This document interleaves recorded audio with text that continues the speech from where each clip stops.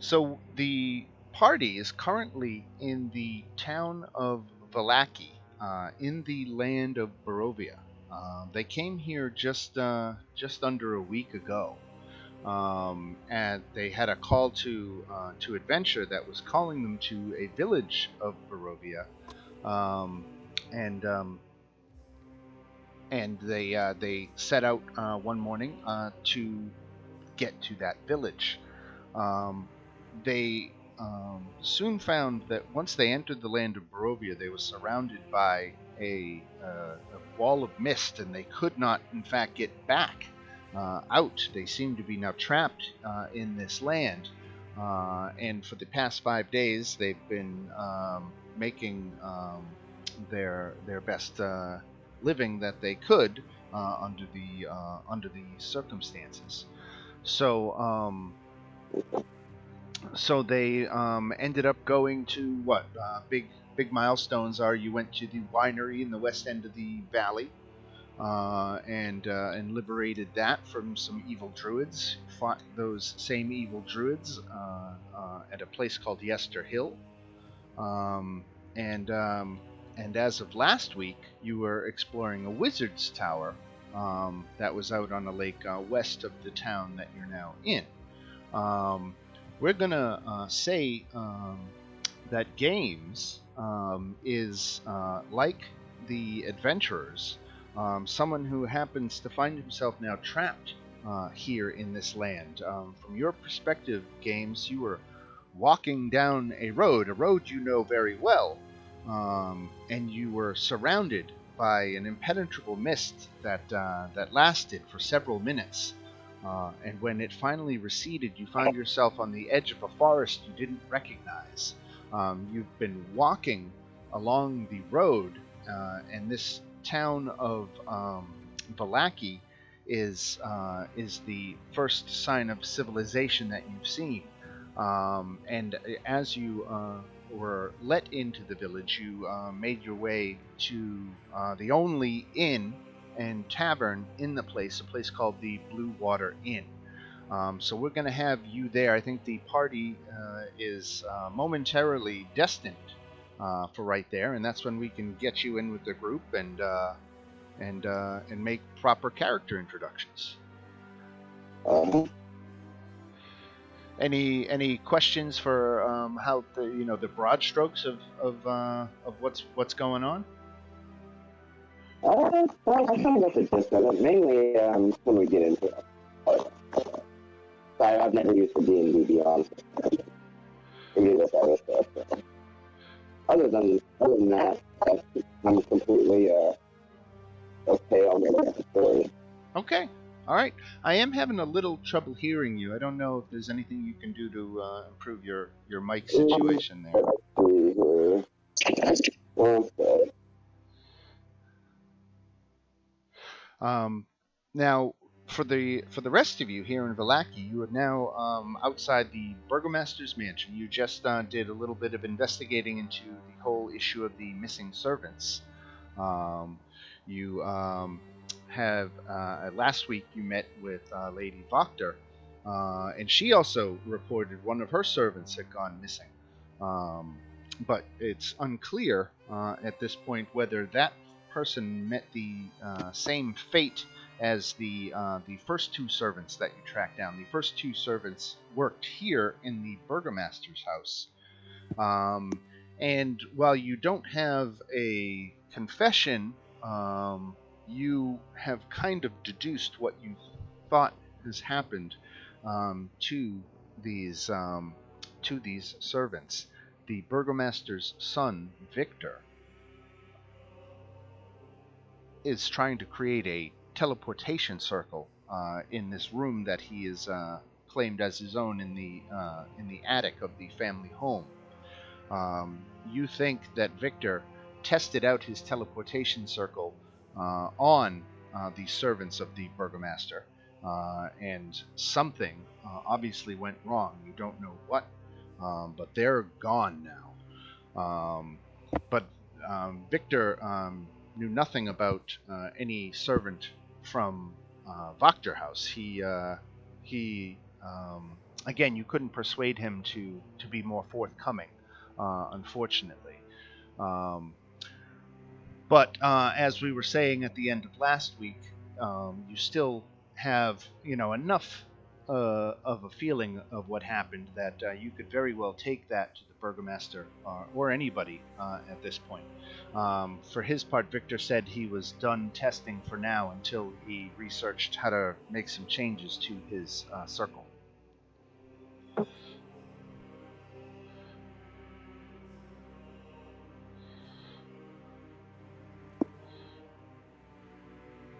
And what time is it? It's dusk. night? Yeah, It's dusk. Yeah. I mean, I, for one, having almost died today and almost caused the death of all of you, feel like it would be good to lay down and rest for a while. Maybe after a tankard of ale or a glass of wine. And so Austin, this near-death experience that they are talking here is outside of this wizard's tower. There was a wagon that was rigged with a large number of explosives. It ended up doing 65 points of fire damage to everybody within 30 feet of it. It was a pretty hefty explosion. Nearly killed two of the party members, but they made their death saving throws, so they ended up going up to 1 hit point instead. But they still haven't had a long rest following that incident, so some people are still a little bit of the walking wounded as we go. I gotcha. So is it back to the inn for the party? I'm in favor. Yeah. Yep. Yeah. Oops. All right, we will move. I accidentally wrote. Sorry.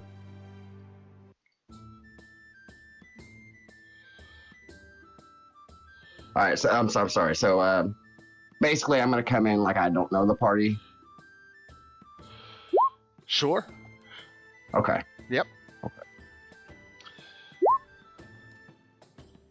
I think we've got everybody in here. There's Bardor, Murmur, Safina, Caldron. Who are we missing? Right. There's Games. Okay, I got Games on the outside coming in. An adventurer finding this bastion of civilization and a proverbial light at the end of the tunnel in the Blue Water Inn. The land is incredibly gray and dour. The people are infused with a melancholy that is tangible. And the Blue Water Inn is one beacon of light against that darkness. Its owners are Erwin and Danica Mardikoff of the Mardikoff clan, which last week you learned actually was a secret society of were-ravens who have been imposing the vampire lord that rules over Barovia. Their organization has been trying to thwart Strahd's goals for centuries, and the current membership is no exception. You encountered a were-raven being attacked by a druid and his blights on the road last week. And that is how you learned that little bit of secret. They finally revealed themselves to you. So presumably now that means that Danica and Erwin back in the kitchen and their two children are all were-ravens. So that secret is now revealed to you, and you can let Danica and Erwin know if you know that, if you wish. Okay. But the usual cast of characters are all in here tonight. The brothers, Nikolai and Karl Wachter, the hunters, Soldar and Yevgeny, and the half-elf bard telling tall tales is Rictavio. You guys have secured rooms upstairs, so you've already got that. Okay. And I'm going to let Games come in and do his introduction. All right. I'm just gonna go ahead and do like a little role play scenario, like I'm coming into the lodge. I'll walk up to the barkeep and ask for a water. It's been a long, hard trail, and I just need something nice and frosty to drink. I look over. Is the party sitting at a table? They are milling about, unless you guys tell me you're all congregating at a table. A lot of us are at the bar. I don't know if that's by design, but we must go. Yeah. No, I was about to say, Murmur is getting a drink. She normally never does, but she's slamming a coin down, just looks at the barkeep and goes, just don't stop until I tell you to stop. Actually, having heard James say that, or Games, is it Games? I don't. Yeah, that, whoever this person. Yeah, I will say to Danica, "Oh, I hear that. Please, a drink for this man as well." And I appreciate it, my fine sir. May I have a seat with you guys here at the bar? Yeah, I'll kind of like shoo this bard off of his bar stool. Much appreciated. Much appreciated. Rictavio moves over and sits at the table here, still telling his tale to the brothers, Bacter. Dan, Yeah. do we know that? Did we learn from the head that he had talked to the head? From the head in the box that you found? Yeah. You never Was ended that- up talking to it. Okay. So no, we did. That isn't no. Right. Yeah, you guys found the head in the box in the Wizard's Tower, and you promptly just closed the lid of the box and said, "That's nice," and walked away. What else are So you you going to do guys with look- the head? Right? You Sorry, guys go look ahead. like some. Oh, sorry. No, after you. Go ahead. You guys look like some friendly fellow. Would you like to hear my life story? Trying to speed things along. Yeah. Are you buying? I said, hey, would you guys mind hearing my life story? I'm gonna like walk up and sit down. How about just from the mists on, please? Yeah, that works. She can be a bit rude at times. That's all right. We all have those days. Well, I didn't really get a yes or no answer, so I'm just gonna go ahead and just spill my guts. As you can see, I'm a changeling. Well, you might not be able to tell, but that's what I am. I was born about 23 years ago. I was adopted by a couple druids that were passing along this dirt road. They just happened to be kind enough to see a baby on the side of the street and take it home and raise it as one of their own. I've continued the ways of, being a druid and took after my pappy, and I decided here after my 21st birthday I was gonna leave home and go on an adventure and try to find myself. And all of a sudden I find myself in this fog, and I keep going, and once I'm through it, there's just doesn't seem to be a way out. So after a couple days of searching, I see some travelers heading towards this town, so I figured it might be a good place to find something nice and cold to drink, and maybe see if I can find some adventure to get into. That's pretty much it. I'm a simple fella, so there really ain't much to say. What you see is what you get. And you, Well, what do you? sir, that's I'm sorry. that's, What do you look like? I didn't know if Yeah. you got a physical description. Well, right now this isn't my usual form. I had a run-in with some bandits a few miles down the road, and I had to take out one of their captains, and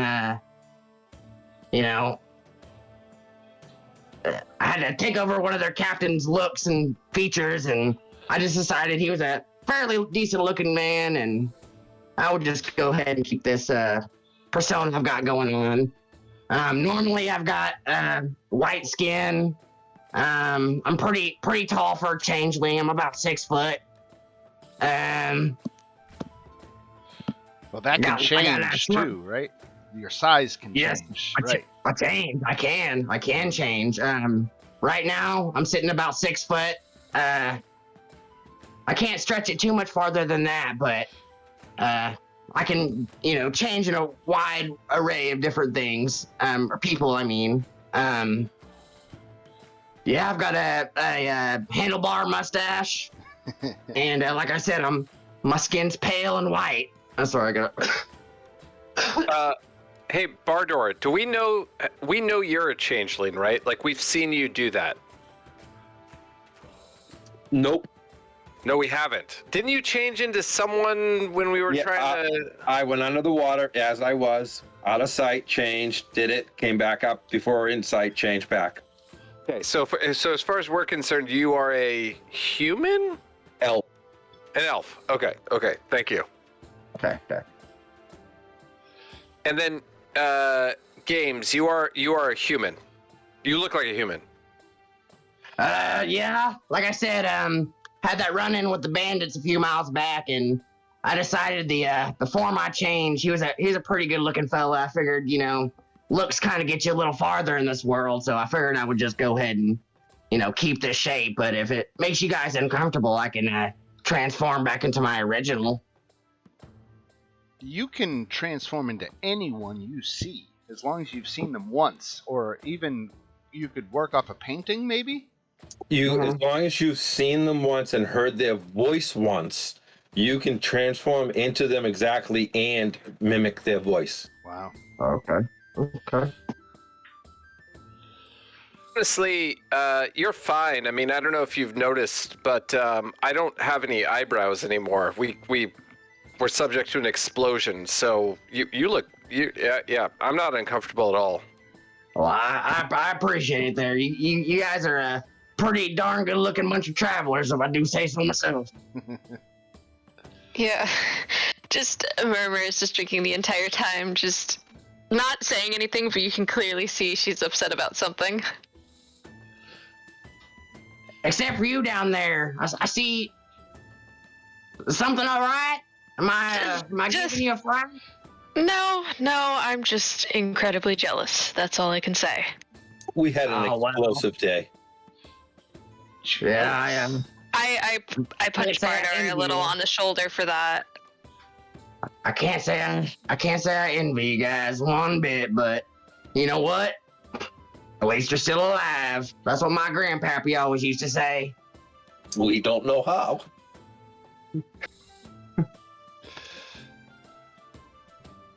Now, I don't know that there's any more conversations you want to have with any of the other patrons. So if you guys want to do your long rest, just head on up these stairs. Actually, while we got the two dudes here, let's find out what they found out for us. We did pay them to go out and track. Oh, to track Henrik. Yes. Yeah. So Soldar and Yevgeny back here. Soldar does most of the talking while Yevgeny just kind of grunts in agreement. We talked around and we found that people saw Henrik leaving through the east gate, and we followed his tracks down the road. He was on foot. I don't know what he was thinking, but the tracks just end, and we lost the trail.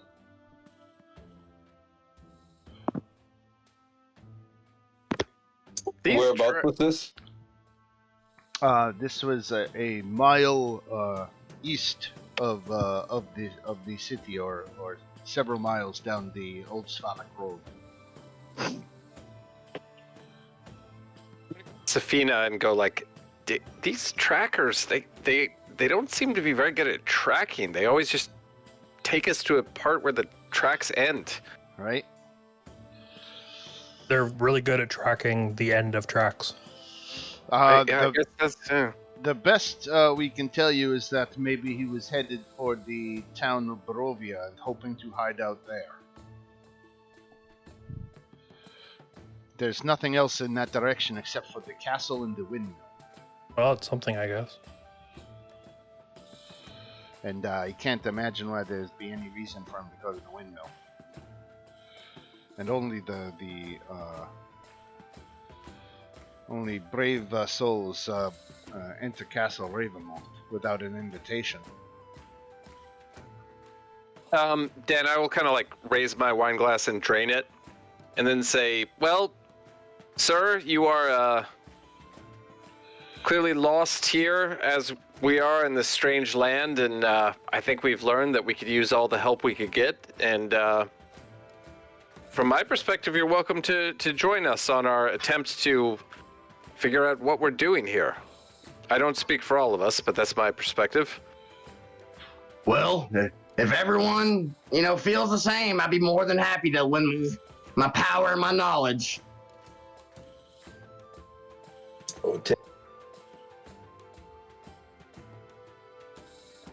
We can talk more about the details tomorrow, but I am going to sleep. And with that, I'll sort of trudge towards the upstairs. All right. Yeah, I think after I slam this here water back, I think that's probably a good idea too. You see me just kind of slam my water back. I don't quite get it all in my mouth. It kind of just, drips down the side of my neck and kind of drenches my shirt, but, I get the majority of it down. I pull my bar stool out, stand up, bid everyone adieu, and head on out to my room. All right. We'll move you on up to the second floor here. Everybody else good for long rest time? Yep. All right. I move you all on up to the second floor, and we can do your long rest mechanics. Oot. Since I'm already I don't have any damage or anything, do I need the long rest, or should I just keep it on? No, like it but is? if you want to set your XP level to 5625? Yep, that's right. How do I do that? On D&D Beyond, let me see. I see. You got it? 5645? 5625, right. 625, let's see. I'm trying to see if it's gonna let me. Oh, let me edit it. There it is.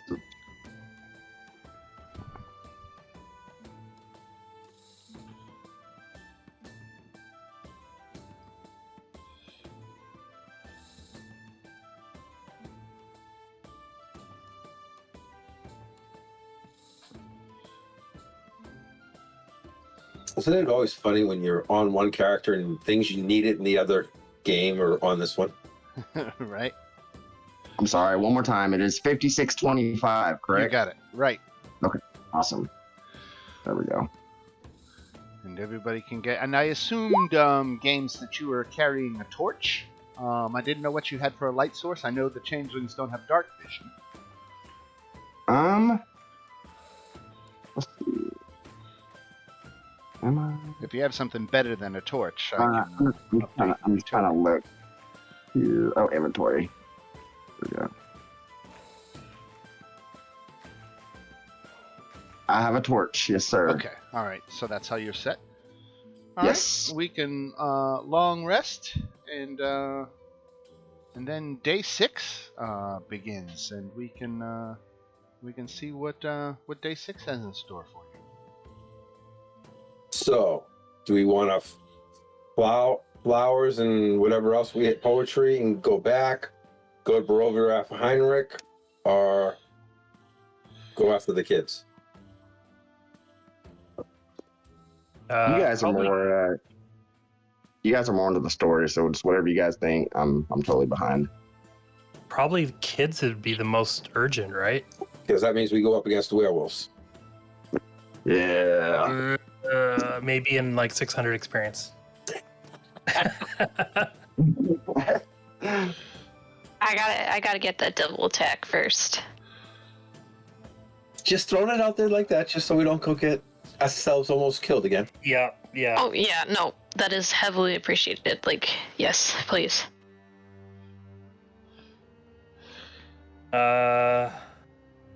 So it's basically, it's either we get the poetry and flowers and go head back that way, or we go see why Heinrich went to Barovia is the other choice at the moment, right? There's someone at the Blue Water Inn this morning who was waiting for you to awake and come downstairs. A familiar face. It's Milivaj, the older teen who worked at the St. Andrew's orphanage. He was hoping that he says this something terrible going on, and he was hoping that he could get your help. Well, of what we've seen lately, what do you consider terrible? He says that in the early morning hours, the guards at the East Gate had a child of barely 8 years old come up to the gate. In rough shape, she had spent an entire night out in the wilderness and somehow managed to survive. She wouldn't talk at first, but after we made her comfortable at the orphanage, we were able to get some information out of her, and she says that she and her younger brother were held captive at a windmill by 3 horrible old women, and that she was able to escape and get away, but she was unable to free her brother. Wait, windmill? Those Right. ladies were lovely. Right. Told you there was something wrong with that pie. But the pie's so good. How do they children taste? It's time to bust this pie racket. Hey, Well, guys. I'm glad I barely ate that pie. That makes me suspicious now. Hey guys, I'm really sorry, but I just have a quick question. Sure. Okay, so I was looking at my, I just did the basic stuff for, my inventory and everything, but it's saying I'm encumbered, and I was looking and saying I have a whole bunch of stuff I didn't even put in. Let me take a quick look. It might be just the starter pack. Like, they sometimes throw in random items depending on what your class is. I have a tent, a 2-person tent that's 20 pounds. Yeah, you don't need that. Throw that out. Yeah. Someone. Sell it to the sell it to the end so we can get some money. Oops, too late. A shovel? I don't need a shovel. No, I don't need that. I am an archaeologist, though. I don't like that. There you go. That's why. Right. It's not hard, especially with a lower strength score, to get encumbered. Okay. But it's usually harder to get totally encumbered. You just lose 10 feet off of your speed. I just threw the tent away. And I'm looking pretty good right now. Looking better. Okay. Yeah, it does force you, if you want to be completely unencumbered all the time, it does force some difficult decisions with your inventory. Which is why I like it. It's like Sorry, I didn't mean to break immersion. I was just curious. Not at all. I like it, if you want to have the Swiss Army knife and always have every single tool at your disposal every minute of the day, then you're going to have to carry that shit around. Yeah, for that. All right. So this is Milivaj's report. He says that the young girl, her name is Myrtle. They have her now at the orphanage, and Milivaj wants to go to the windmill and rescue the other child.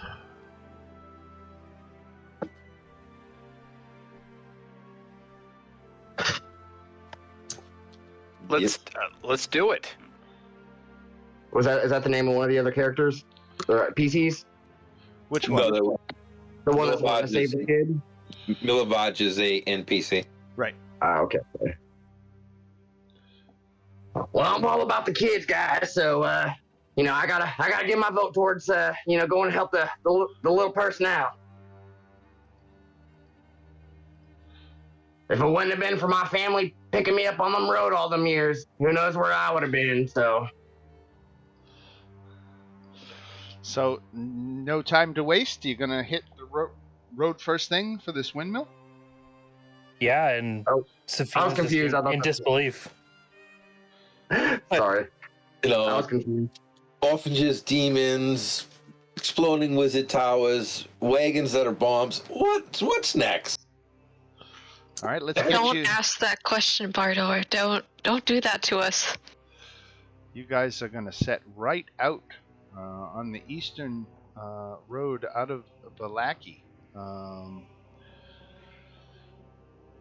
So the trip to the windmill's probably 2 hours. So you can make good time now. The terrain, as you get down here, you could, as you get here, you could cut an hour off your trip. Actually, probably the terrain is so difficult, though, it would slow you down so as to make it not even worth taking the shortcut. It would literally be the same amount of time. So we'll advance you 2 hours. I'm going to do a couple of random encounter checks. And I don't think there's an 18 trip. Yep. Characters on the road 18 or higher. Okay, so we did trip a random encounter. Before we got to the windmill, let me see what it is.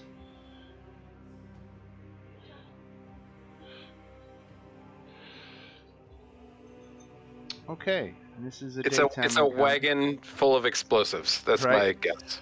No, coming man. out of the woods. An explosion full of a wagon. So there are 4 twig blights that are trying to ambush your party. You can easily dispatch them, or you can run and just ignore the encounter. What do you think? You want to take care of these twig blights? Initiative. Yes. Bardor rolled initiative. Okay. All right, let's get it. All right. Yeah, these things have pissed us off enough times. All right. It's only 4 of them, so it's not a ton. But let me. Where's the old Svalak Road map? There it is. All right. We don't have a. We have any of our paladins here. Nope. No.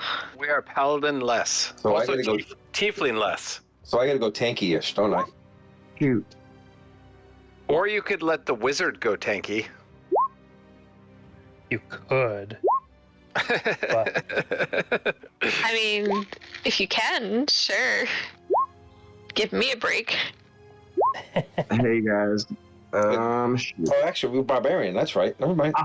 I'm thinking Sorry. using groups.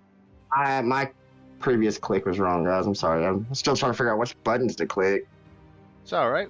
We'll help you along.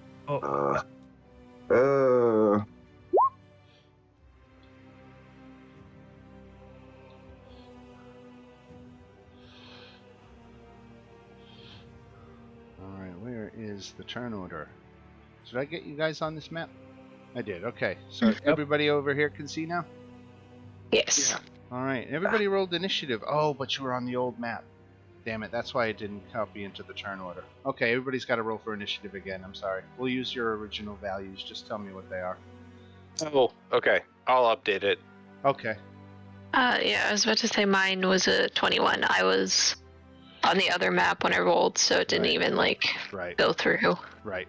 Mine is about the same as the other one, so I got a 4 the last time.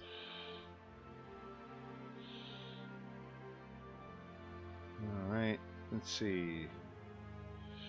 So Murmur had a 21, right? Yep. Murmur had a 21.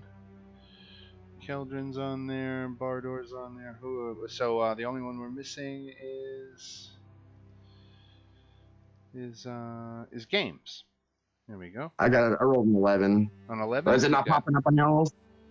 Oh, dang, it's not. No. Darn it. Okay, So I think I've got. No, go ahead. I'm using above VTT. That's probably the wrong one, huh? Do you have the Beyond 20 plugin? No, I have the V20 or the above VTT. Yeah, in the Discord channel, I'd link for the Beyond 20 the app to make it work. Oh, I'm sorry. I was at work all day. Is there a roll feature on here?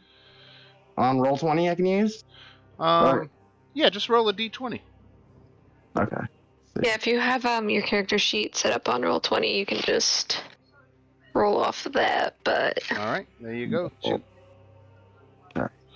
So let me get you the link for Beyond 20. Okay. Beyond 20 will tie your D&D Beyond page to Roll20.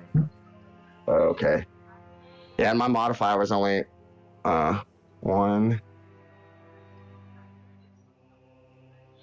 Okay, here's the link in the Discord. Awesome. Oh, hold on one second. I gotta try to log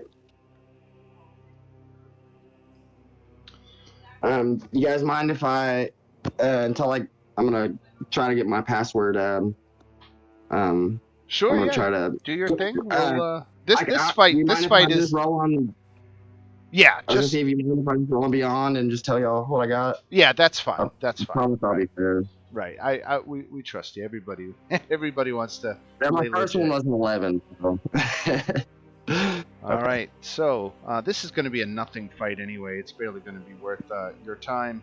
But you did say you wanted to kill them, so I did give you the option to not waste your time. 1, 2, Yeah, I hate these damn things. Right. Let's get them. If it feels good to have an easy fight, then I can't fault you for that. I dig it. 1, 2, 3, 4. Is he? Let's make him dash. 1, 2, 3, 4. He dashes his way down to you. There we go, Murmur. alrighty. Fucking twig blades, man. They're just everywhere. They're a blight on the landscape.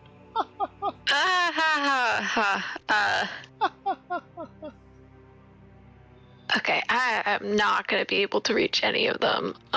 That's fun. I can get to about air at most, but I would have to dash. I'm going to hold my action, so if they come within 10 feet of me, I can use my whip to attack them.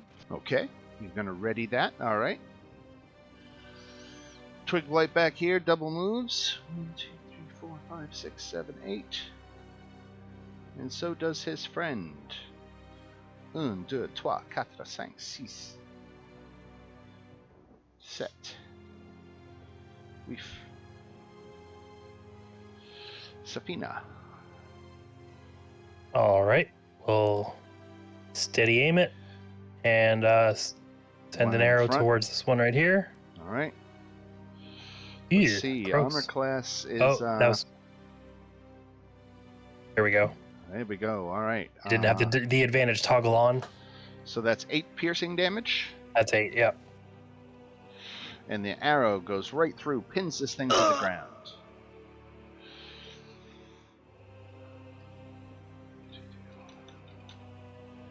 All right, Keldrin. Okay.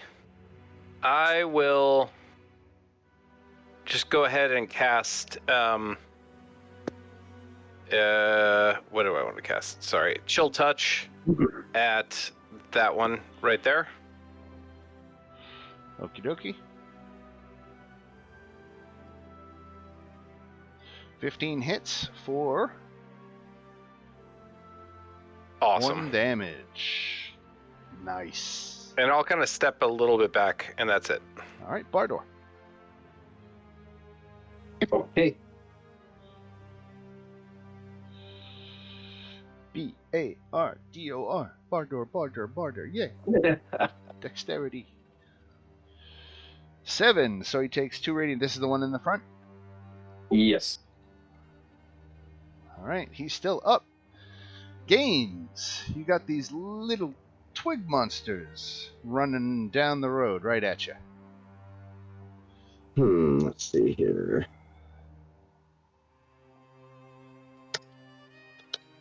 What's the what do they have to hit? What's the armor class? Armor class 13. Oh. Let's see here. I'm just gonna use my my attack here. Okay. Unarmed strike. Right? Let's see here.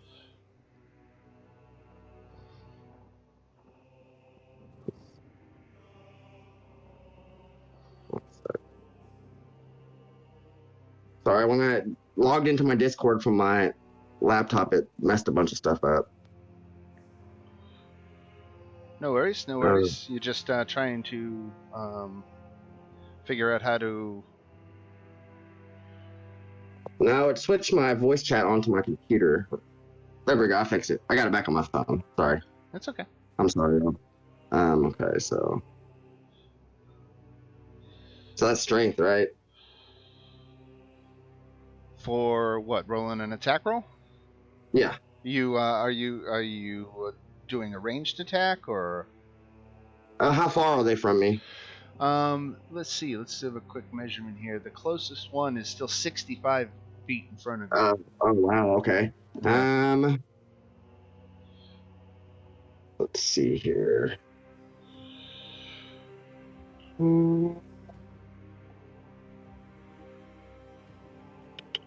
Sorry. Sure. You just built him today. Don't expect you to have them all memorized yet. I'm just gonna kind of wait till they, are charging at me full speed. When they get close, I just want to kind of sidestep them a little bit. All right. You want to take the dodge action? Yeah, let's go ahead and do that. All right. Very good. 1, 2, 3, 4, 5, 6. He comes within 10 feet of you. You can use your whip. Remember That is exactly what I was waiting for. Dun, dun, dun, dun. Crack that whip. 12 misses by 1. Goddamn. By 1. Doesn't that hurt? Yes, it does. It's very painful when you miss just by 1. Tell me how it feels. Oh my now God. it's Well, now it's your turn. Is it as bad as a 1? There you go.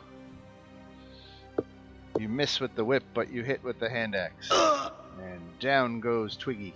Okay, it's becoming very clear.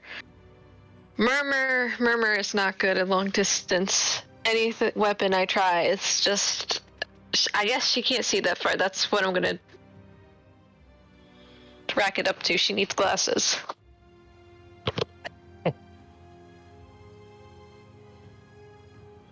Safina. All right. Yep. Steady aim. I'll short bow this one right here. That's with Murmur. All right. One Let's shot, go. 1 kill. 2 shots, 2 kills for you, actually. Yeah. Yeah. 1, 2, 3, 4. Oh my God! He actually gets an attack in on Murmur, and 8 misses. Keldrin.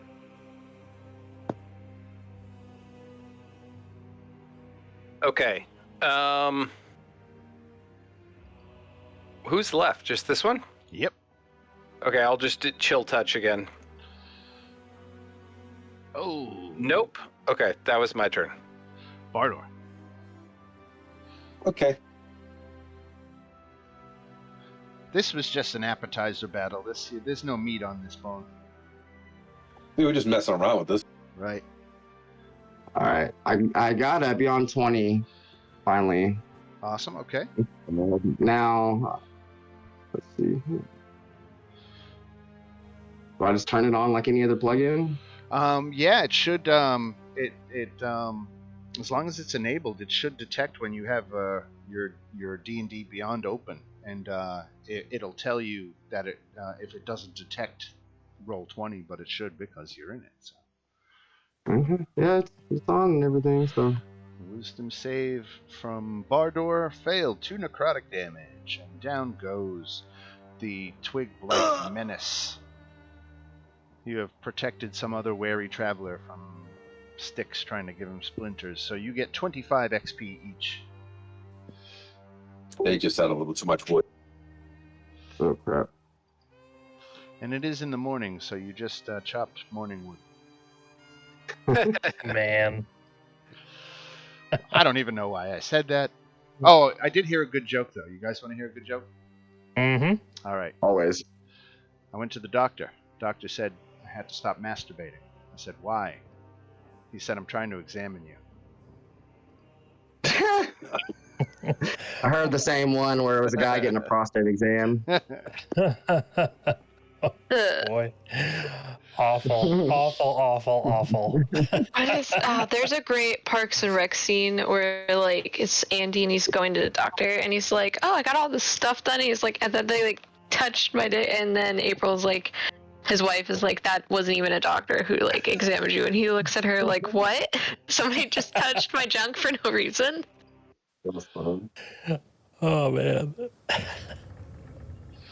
All right. Well, looks like there's been some changes since you were here. Let me go Uh-huh, ahead no kidding. and rearrange what's going on here. You guys are just coming in. I've got to drop games here. 1, 2, 3, 4, 5, 6. Who are we missing? Who's down? Oh, sorry, we're down Daring tonight. Okay.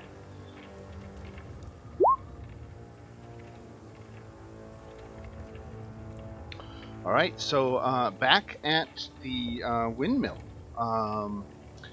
and all is quiet on the outside.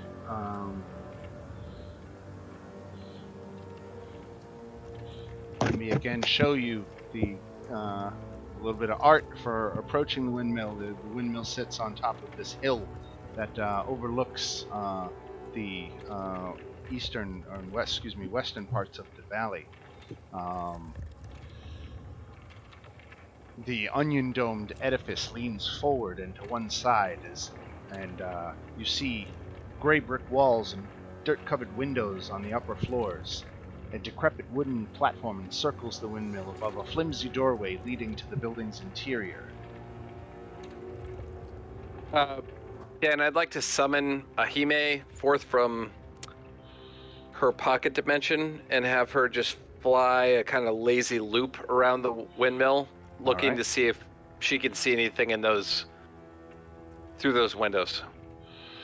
The windows are too dirt-caked so as to be opaque. Okay. She's going to come back, and I'm going to keep her out for right now. Sure. And get her on the backside. Front side does her circling. All right. Oh, you already got her. Thank you. Yep.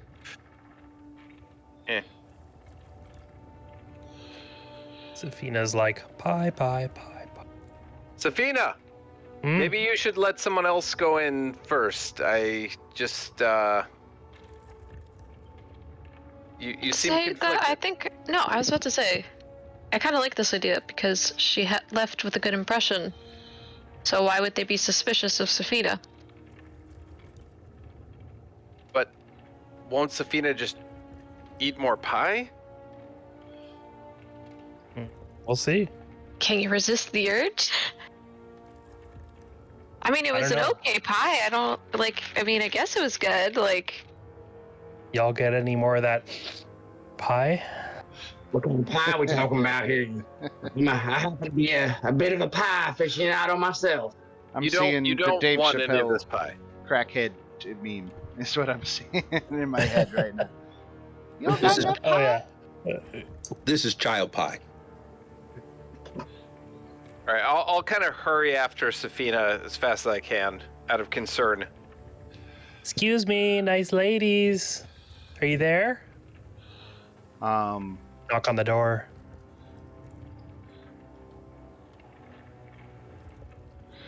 Opening the door, I think you can see. Let me check.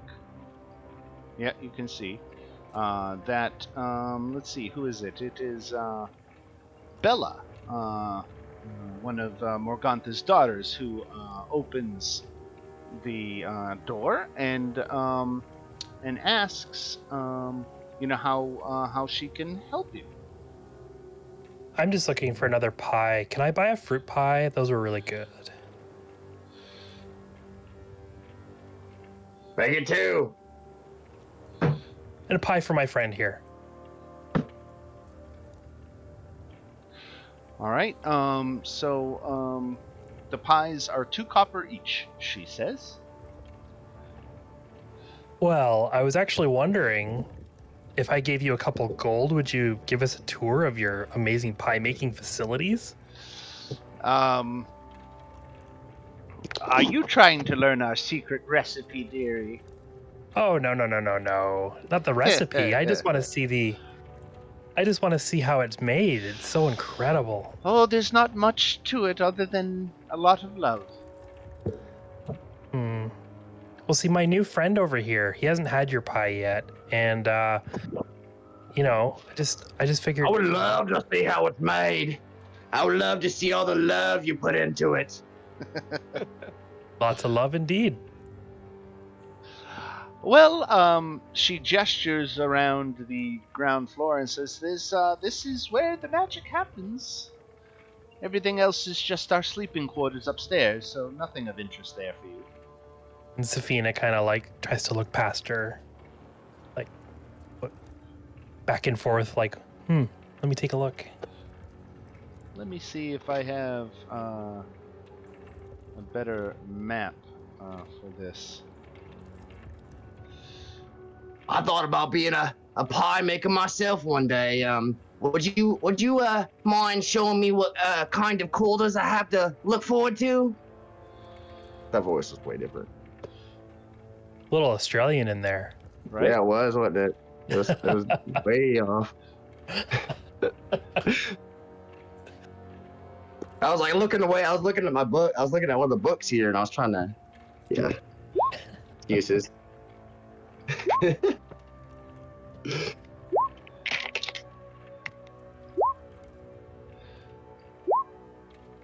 I'm just setting something up for a minute here, but yeah, she gestures to the ground floor, and there's a set of stairs that lead up.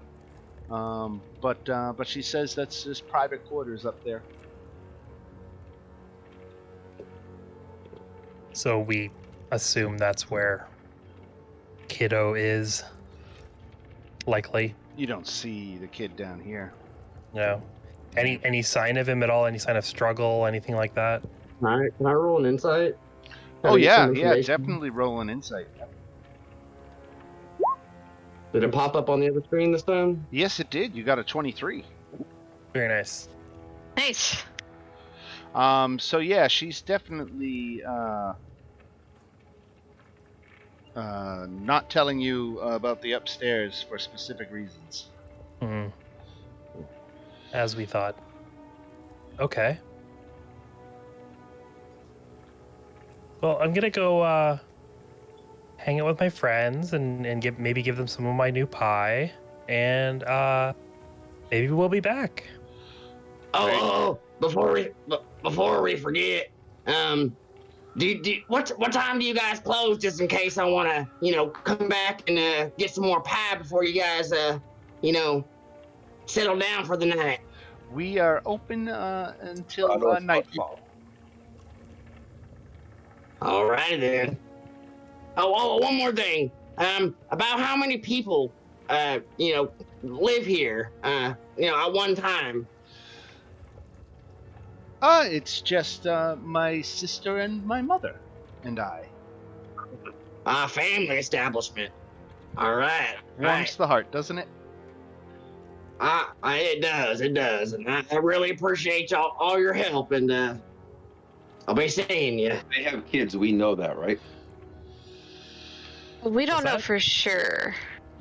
But we know they go to sleep at, somewhere around. Well, because didn't they have the girl that escaped from here in the town? Yeah, she said that they were held captive, but we haven't gotten confirmation that the kid is here, so. Did we? We should have asked like We need to take a details look. about the interior. We need to take a look around because we have reports that there's a kid in here against its will, and we have one that got escaped from here in the town. So this is what you're saying to Bella? Yep. Missing children, how terrible. Yes. Safina's like, shh, rude. Yes, we're you know what, we're on the hunt for a lot of beings, so if you haven't seen any kids, have you seen a man who looked scared? His name Heinrich. He was supposedly heading east towards Barovia and Flacky, I'm sorry. There was a Henrik here. He was passing through. He was running low on supplies, so he bought some of our pies. Makes Did he say sense. where he was going? He didn't. Did you see what direction he went? He was heading east, Okay. either to the castle or to the village of Barovia. There's not much else he could have been going to. If you leave now, perhaps you can catch him. Yeah, but we need to solve this thing about the kids first.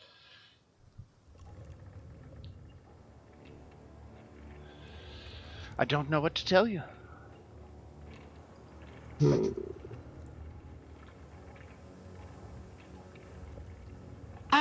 Let me see. Can I make a perception check to see if I notice anything when I'm like talking to her in the house?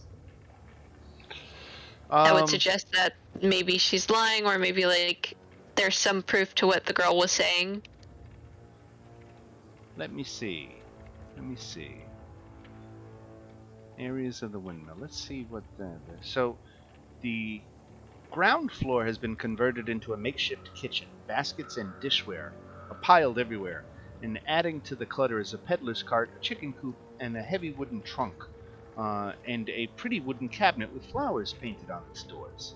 In addition to the clucking of chickens, you can hear toads croaking, and the smell of sweet pastries fills your nostrils. Warmth issues from a brick oven against one wall, and a crumbling staircase ascends the wall across from it. Let me... Okay, I don't see anything else in the cabinet contains wooden bowls full of herbs and bacon ingredients, including flour, sugar, several gourds, containing something else. Hanging on the inside of the cabinet doors are a dozen locks of hair.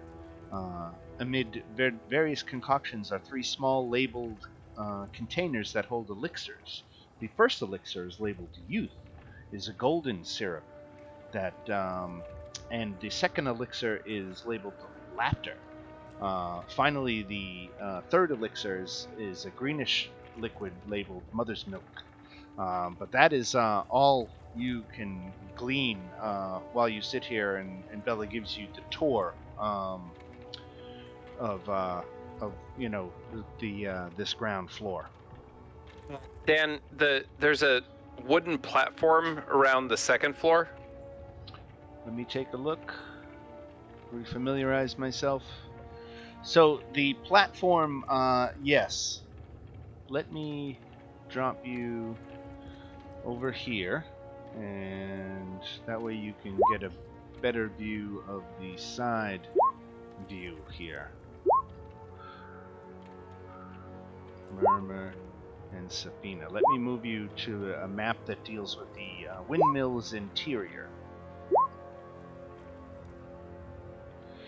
So you should see on the left the side view. Okay, and so there's not like a door into the windmill on that second level, it's just a window. That's correct, right. Okay. And I've got your tokens also planted over here for being in the first floor. Let me open that door for you, actually. So I, standing outside, I think everyone else is inside, or I'm going to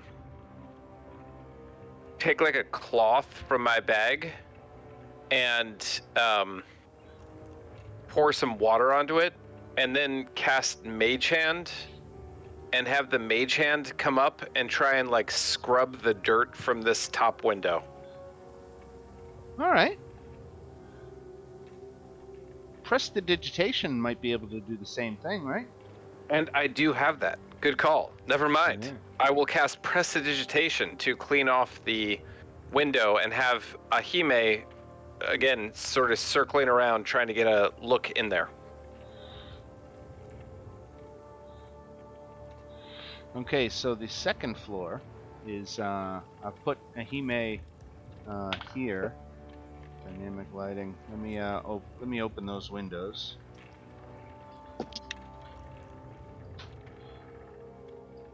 So he can spin around. Now what he sees here is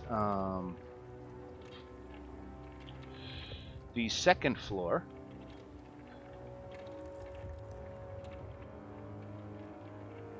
So is that like a grist mill? Is that what's going on in there? Right. Okay. Right. And I think I've decided Ahime's a girl owl for whatever reason. Not that it matters. Did you check? Yeah, I have done a thorough examination. It's a fake creature, and maybe up to the third floor do the same thing. If it's within prestidigitation, actually it only has a range of 10 feet. Ooh. So at the third level, I'll try and do the Mage Hand, scrub the window. That's 30 feet away. All right, I'll give it to you. Okay. Casting Mage Hand. You are you still in the? You've obviously come outside. I never went inside. I've been right. standing outside this whole time. Got it. Okay. I'll give you the bird's eye view of the third floor then. Okay. So is that? That is another old woman, and you can see in a rotting wooden closet are 3 crates stacked one atop another with small doors set into them. Next, and so there is a captive child in the middle cage. So you can see that. Okay. I will dismiss Ahime into the pocket dimension, and I'm going to cast bonus action Shadow Blade. Okay. And walk in here and attack this woman. All right, roll for initiative. Oh, just throwing it out there. Again, Love it. Paladin. It Just was the bad one this time. I was about to say the loudest face palm you can hear. Just, of course. Hey, that's what paladins are good for. Can I attack her before initiative? She's gonna see you coming, so she has a chance to let her reflexes react. Fair enough. But you might have faster reflexes than she By the way, does, so. this is what paladins are good for. Unfortunately, we have the wizard playing a role of a paladin, so I'm sorry to all of you. Oh, luckily that was great. Do I draw a red card for initiative roll of 1? Any D20 roll. Awesome. Right. Oh. 1 second.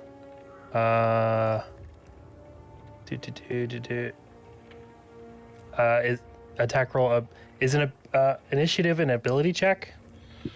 Count? I think so. It's technically like a dex check, right? If that's the case, then I'm gonna use that and let him reroll. All right. The no card. I don't know how to get rid of my card. Just deal it onto the table. Okay. And I rewarded you by rolling a 6. Hey, it's better than a This is true. This is true. Now you don't have a red card you have to worry about. All right. So just to take a brief moment here for our new player who doesn't probably know about the Luck Deck. The Luck Deck is a product from a company called Nord Games. And they do little add-ons for 5e and other role-playing games. And the luck deck is something that just puts a little extra boost into rolling 1s and 20s on any check. So whether it's an attack roll or an ability check or initiative, if it's a d20 roll and you get a 20, you get to take a good luck card. And if you get a 1, you take a bad luck card. I dig it. And so, once we'll get more into the specifics of what the cards can do later. Fact is that Keldrin did draw a 1, but because of bountiful luck, he got to reroll and not have to. Now that takes us, everybody's on the board. Let me sort. And Bardor, you get the first action. I have a question real quick. If I click on any of like my spells or something, like as long as I don't press cast, it's not going to put it on the other screen, right? That's correct, right. Because before, when I hovered over it, it would like give me a description of everything, and it's not doing that anymore. So I didn't want to, before I clicked it, I just wanted to make sure. Gotcha, yeah, no, you're good. Sweet. What do you got, Bardor? Bardor, with the blessing of the Forge, Mace, 10 is not going to cut it against this lady. And bonus action.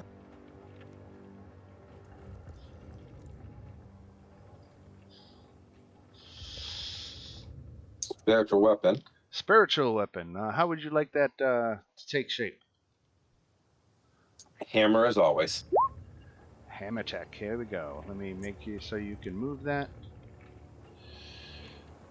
I'll just like it so everybody can move it. There we go.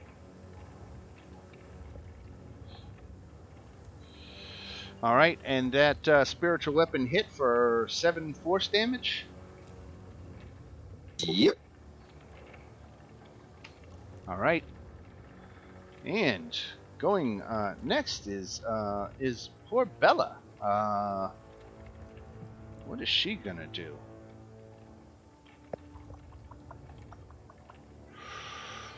Oh my goodness! You guys are lucky I didn't have a chance to read up on my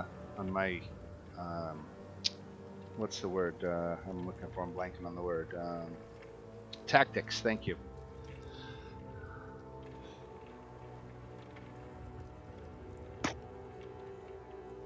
I think the best thing would probably be to lay down and surrender. Just as a suggestion. Just throwing it out there. Right. She...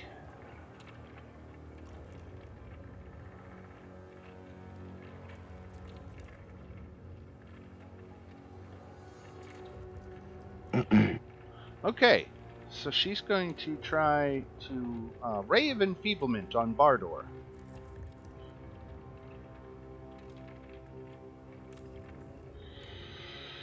So, Constitution save. Oh, that was just, it's an attack roll, excuse me. So, I guess it rolled with advantage. So a 14 doesn't hit, right? No, it does not. All right. I have an 18. All right. So no con save necessary. She tried to hit you with the Ray of Enfeeblement, and it's a miss. And so she's going to take her movement and run up the stairs. Now, that's a couple of op attacks. Oh, yeah.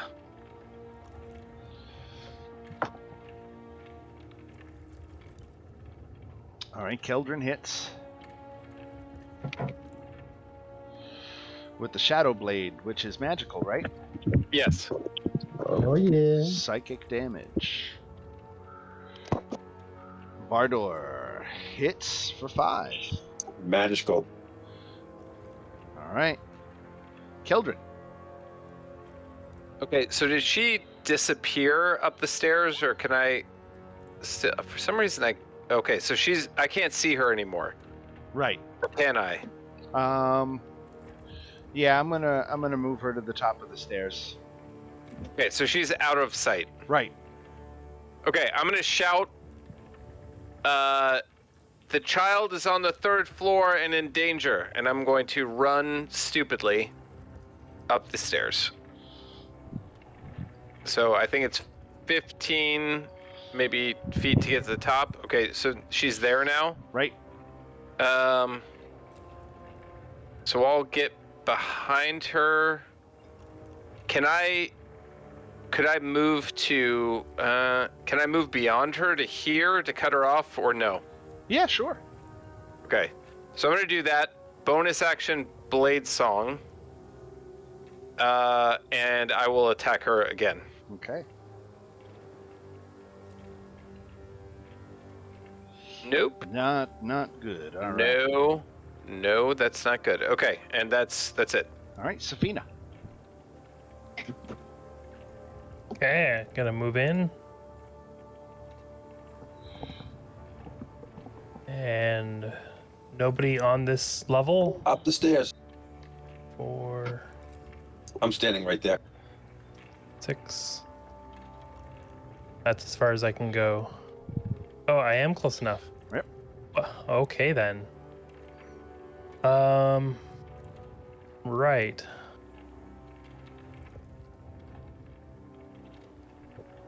So let me change that to normal, and we'll just go with the rapier.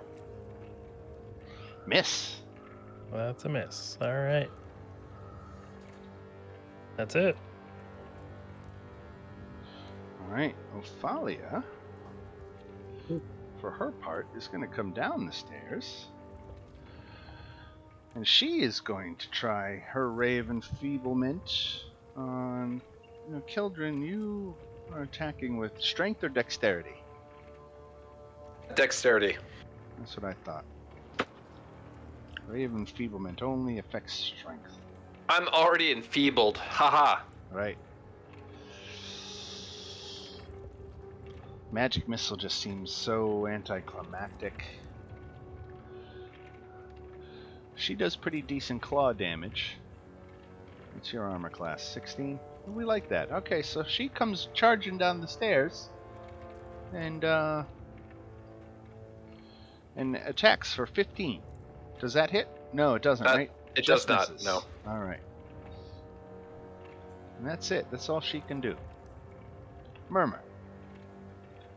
Okay. See. This is kind of awkward because I can't see in the building yet, so get there and then. So they're up the stairs? Yes. Okay. How much feet is that? Because I've already moved like 15 to get into the building. Right. I think it's like 10 to 15 up to go up, isn't it? Yeah, I can like put that's you another. Right here. Here you go. Okay, I can kind of see from this angle. Yep. She's So got partial I will- cover, but Yeah, I will. Fuck it, just because I will use the crossbow that I have to try and. nice. Now that's non-magical, right? Yeah, it's the one Bardor made. So it doesn't have an effect on her, unfortunately. Oh wait, no, excuse me. Damage resistance. So she still takes a point of damage. Oh, oof, it's not like the werewolves again. Right. Yeah, 1 point it's of damage. It's magical weapons against this. Or silvered. I have a short sword. I just couldn't get past Savina. Right. In games, you are standing just outside the tower. Alright, let's see here. Alright, 30 feet. Oh, let's see here. Trying to figure out how to use this thing. Okay, obviously, the rolling. Alright. So the stairs are the stairs to my right as soon as I go in, right? Right. Okay. So I'm like, oops.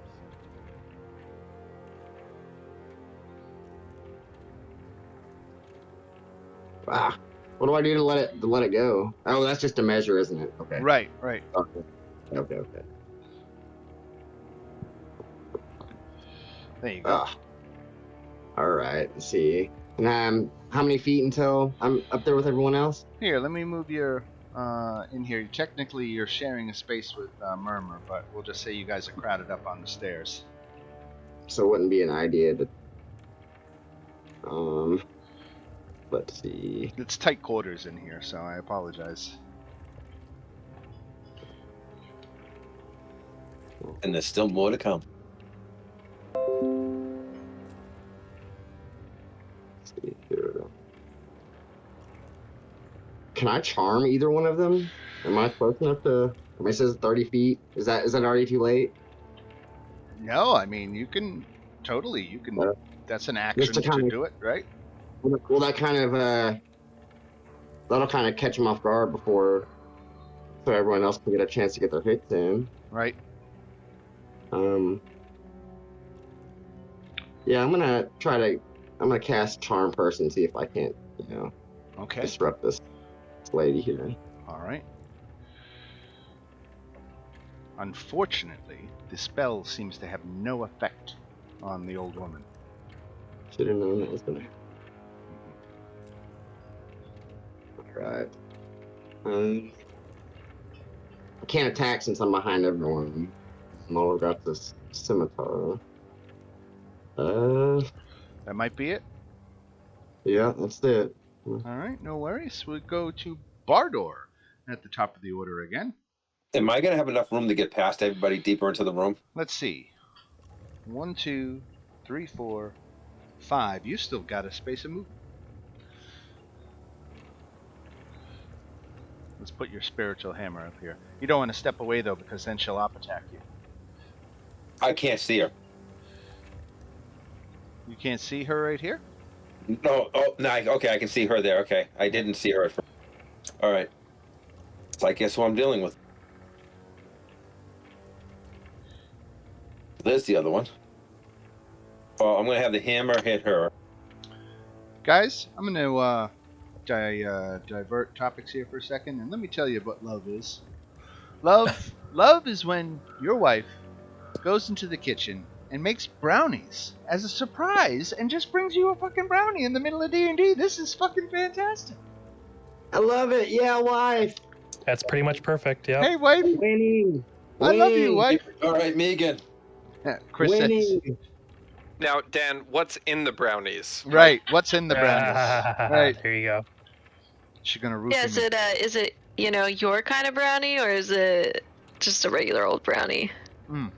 Just a beautiful regular old brownie. Well, it's a brownie either way. Yep. This is true. Yeah. It's a treat. Even bad brownies are good brownies. Well, Spiritual Hammer had fun on there. Right. I guess you get a card for that, even though it's a spiritual hammer. No, yeah, I'm going to be fair on that one. You haven't hit me for the negative card, so I can't take the positive card. Because you said it wasn't my hammer, my roll. Brownie's hot. Oh my god. Brownie's hot in the middle. Ah. All right. Nope. You're not done? You still have another attack? Okay. 16 from the spiritual hammer. Ooh. And 8 from the mace. That's Nice. Magic. Yep. All right. Now, Bella's turn. She gets to respond. What's she gonna do? She's surrounded. People are in her home. They've invaded her private space.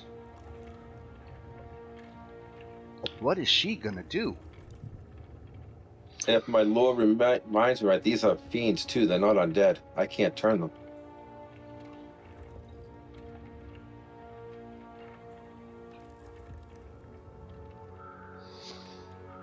All right, she's not messing around with this anymore. So, the hag clutches a stone around her neck. Let me see.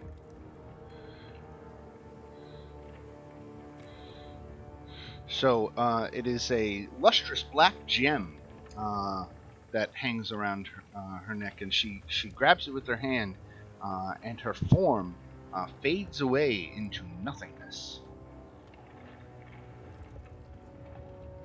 And then we go to Keldrin. Okay.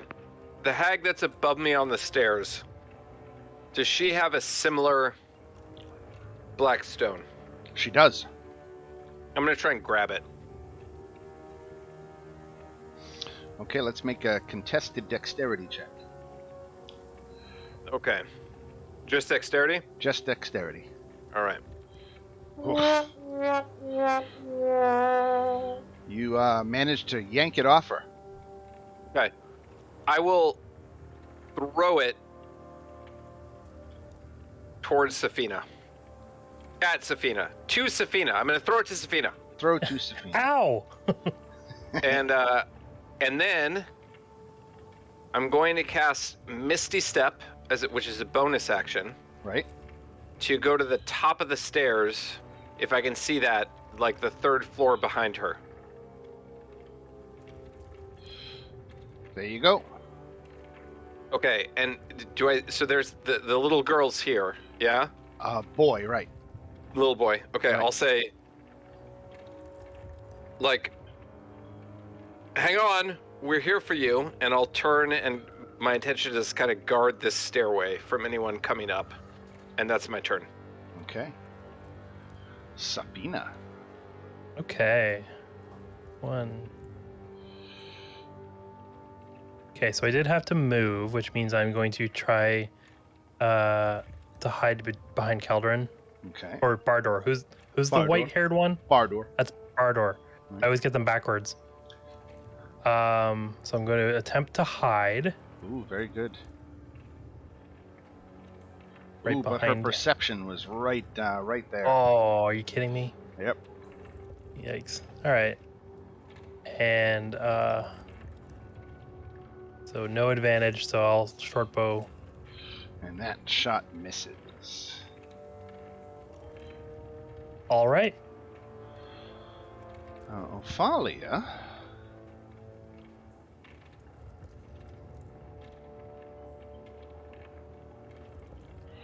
Tries the Ray of Enfeeblement on Bardor. 14 doesn't hit, does it?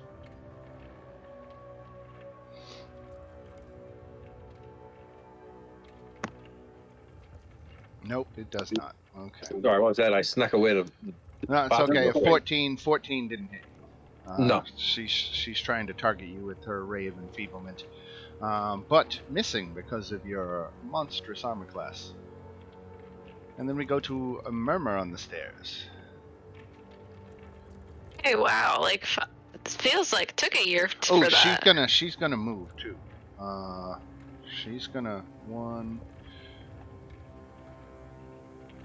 She's gonna try to shove her way through your space, so that's a contested strength check. Ooh, she didn't do very good. That's what is it? Why am I blanking on your name? Safina. As she goes by me, do I get opportunity? Oh, is she trying to take it from me? She's trying to bulldoze her way past you down the stairs. Oh, Dan, So she you need to make a strength check, a contested strength check.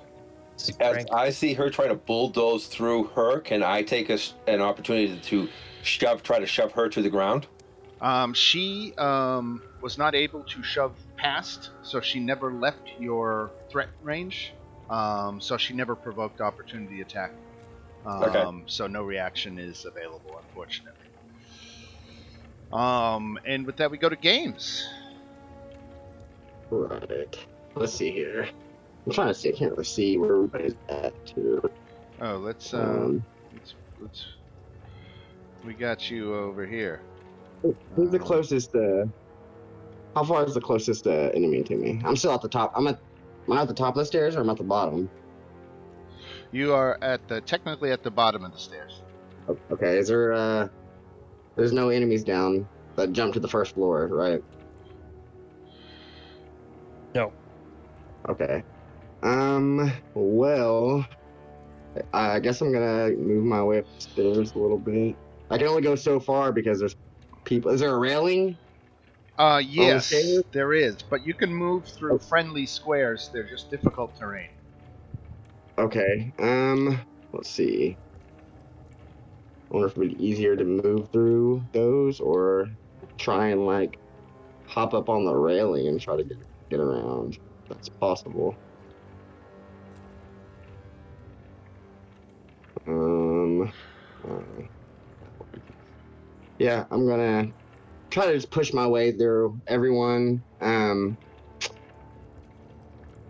I want to. How far is the hag? She's let's see. If we measure, she's about 15 feet from you. Okay. I want to kind of move around everyone, kind of swimmer through, and I want to wild shape into a. Can we just assume that everyone's seen? Is it just like we're just gonna assume that I've seen a bear before? Oh yeah, of course, right. Okay. I want to wild shape into a bear All right right, in is front of her. that a large creature? Yes. All right, let's make you a little bit bigger. All right, you're a bear. All right. I want to take her head off. I want to. Is that a brown bear or a black bear? Polar bear, Polar if bear. possible. All right, If let's possible. see. Do I have polar bear in this game? I don't think I have a polar bear, but I can grab one. I think there is one. Well, there's one in 5th edition. It's just not in the Curse of Strahd module. But Oh, I is it not? can add it. I will be black bear then. I got one. Polar bear. Let's see. Polar bear No, is challenge rating 2, so you should be able to do that, right?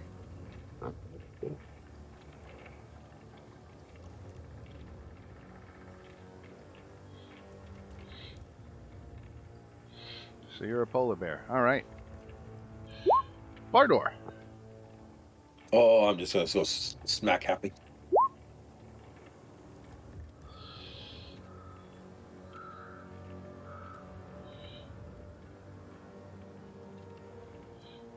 Spiritual weapon hits for 9. Okay.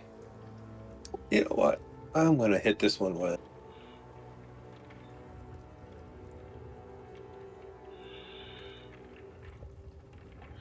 Guiding that bolt missed. missed. All right. Children. On the 3rd floor.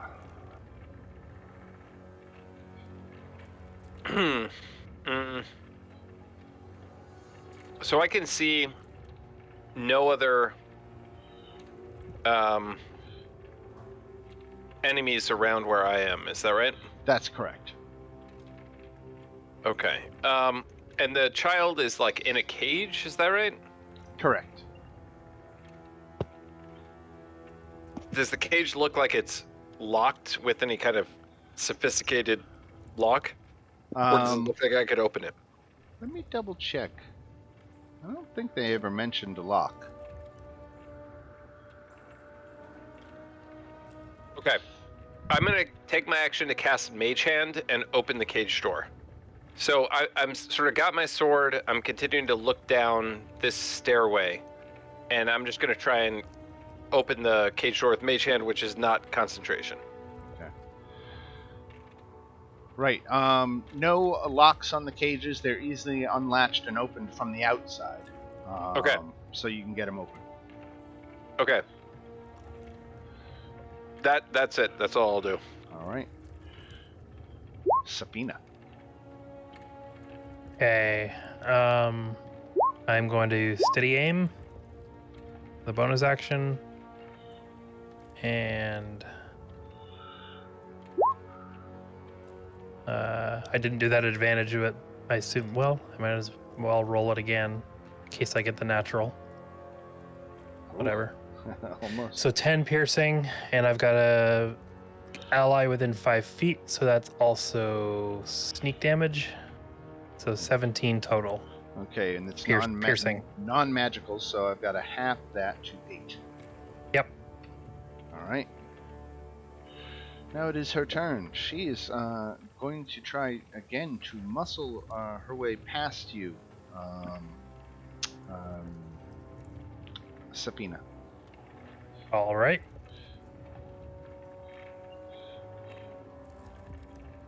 Yeah. All right, so she gets by you. Now, as she goes by, Bardor gets his opportunity attack. And it's just a weapon attack. I can't try to knock her prone. That's correct, right.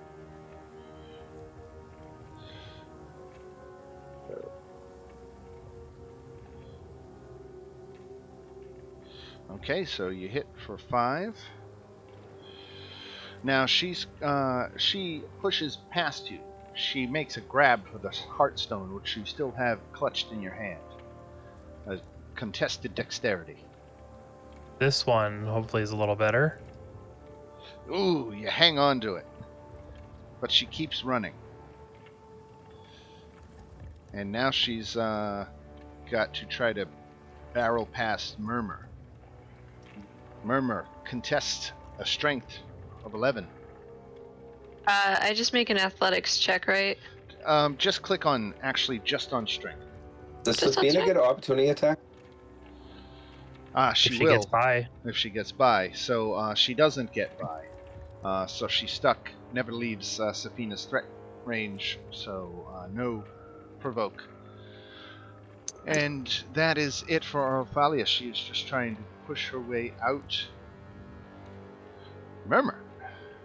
All right.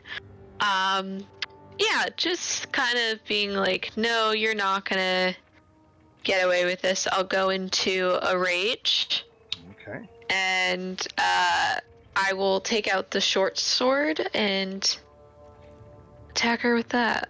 Ooh, not good. Well, shit. Right. Let's do. Let me actually look. I think I have Reckless, which gives me advantage. I can reroll. Haven't done a wrestling. Yeah, Reckless attack. Yeah, so I'm gonna Reckless attack just to reroll that really fast. Okay. All right. So you hit for 8 damage, which gets halved to 4. Yep. Well, it's a silver short sword. Oh, so it doesn't get halved. So I'll take 4 Yeah, more. I was about to All say right. Caladrin had it, and I took it. Very good. All right, that's it. Yes, I don't have anything else. Okay, Mr. Polar Bear. She's trying to get down the stairs, but you can still get a paw at her. Yeah, that's what I want to do. I want to sort of, reach towards her and, get as much of my claws into her meat as I can. All right, let's do this here. I got the bear up, Polar Bear. Right. So let's. The bear gets 2 attacks. So we'll say he gets one with his bite and one with his claws against the lady. Ooh, that's a bad one. So 2 misses, unfortunately, for the bite and claw attacks. And any other movement you wanted to take?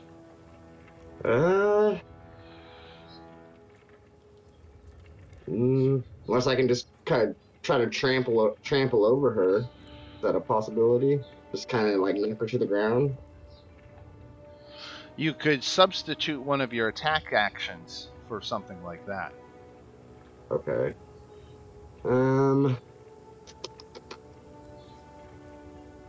I'm just gonna go ahead and end my turn. Okay. Yeah. All right, and we are at Bardor. All right. Just keep it simple.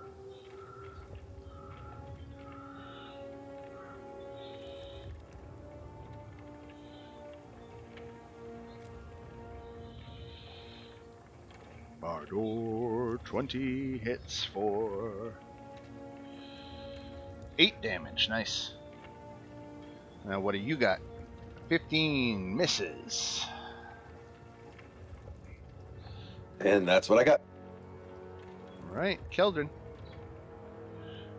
I'm gonna go and extend my hand to the child and try and lead him out of the cage.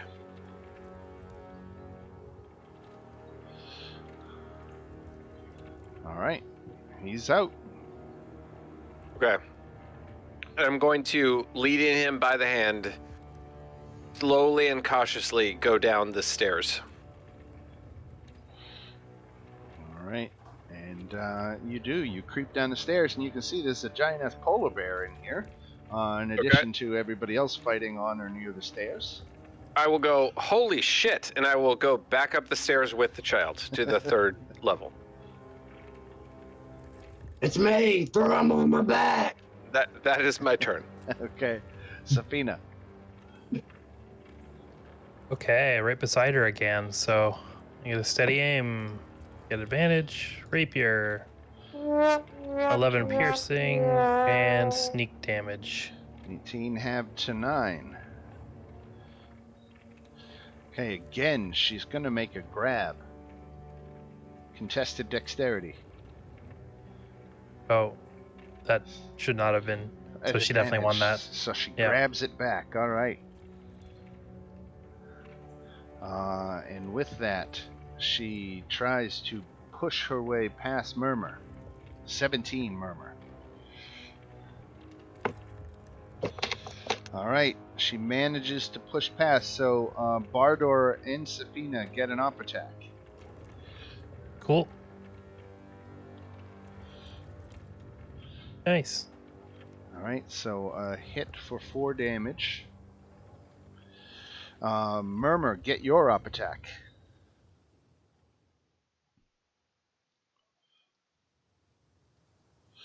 And the bear takes his op attack. And crits. All right. Yes. 21 points of damage, halved to 10. All right.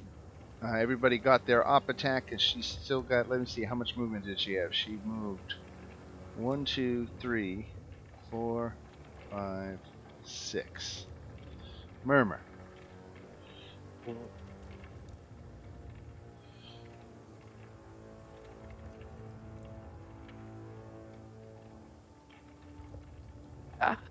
I'm gonna follow her down the stairs.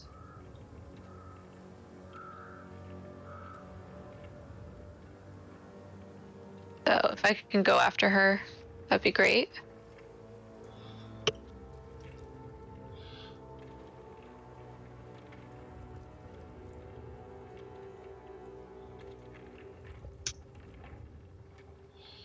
Okay. Oh, I gotta move you, right? Sorry. Yeah. That's. She went down the stairs. So Right. where the fuck did she go? Oh my god, she's not in here.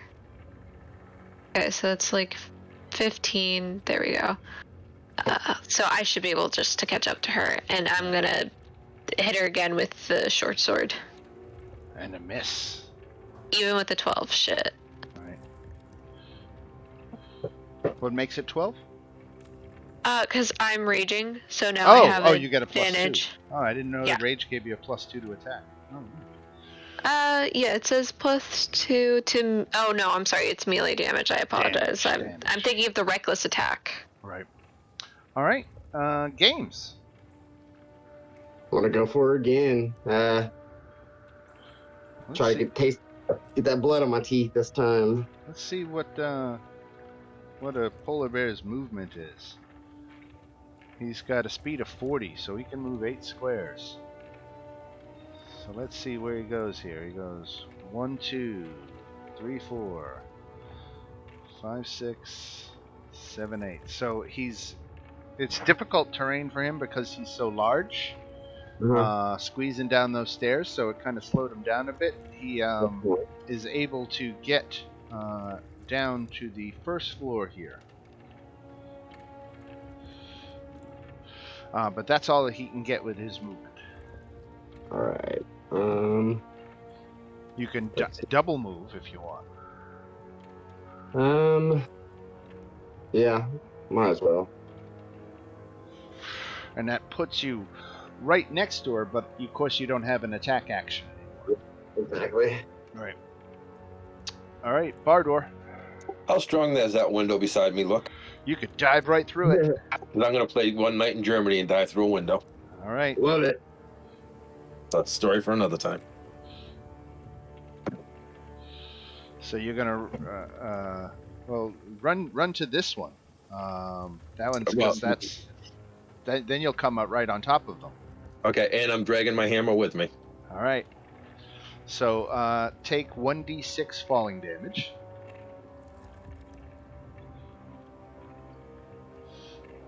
You want to roll it or shall I?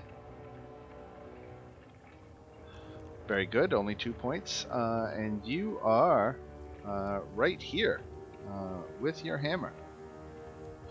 I'm going to switch us back to the other map so we can have a little bit more outside room. Sure.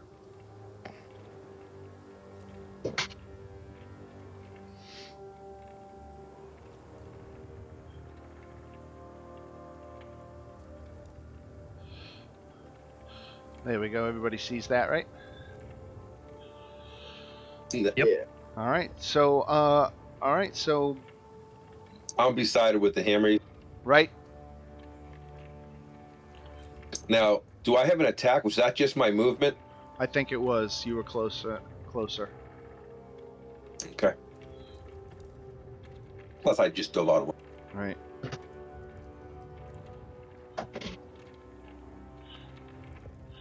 Okay. Unfortunately, a miss.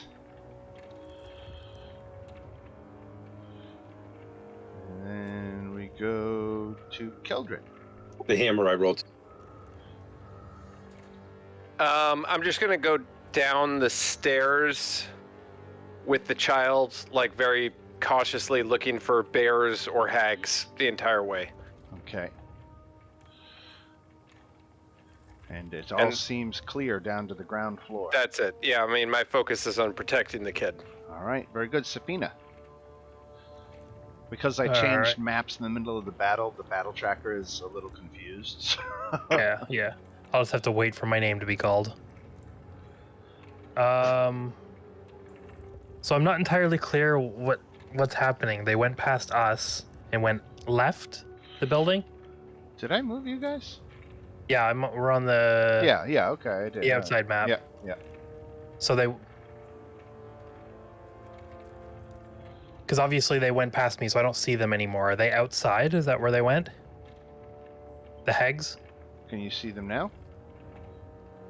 It's the dynamic lighting. You can't see the hag right here? No, I can't. Not from where I am. Oh, that's interesting. Well, now I can. I just moved over one. Okay. Oh, I was moving Keldrin, not Safina, sorry. No worries.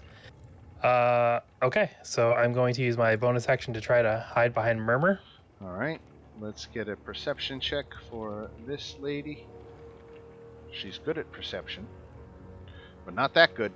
Not good enough. All right, and she's getting a short bow with advantage Yep.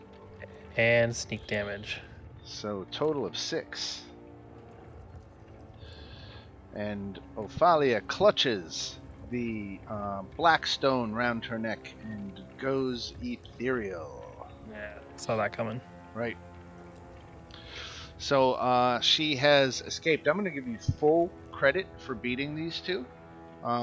They are not coming back. They are running. They are worth a total of 3,600 that I'm going to divide amongst 6 of you. So that is 600 XP each. So close. Can we go find some more twig blights? Yeah, we need, let's see. Oh, wait a sec. 275. We need 250. So that's like 40 twig blights. Yeah, it'll be a while. All good. All right. So you've got the young boy. His name is Freak. Freak? Freak. And his sister was Myrtle. Freek. Freak. Okay. Freaking So is Freak freaking? Freak is a little bit more shell-shocked.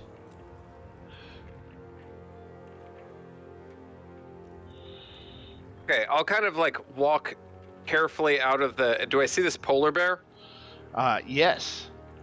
Does the polar bear seem hostile to us? No.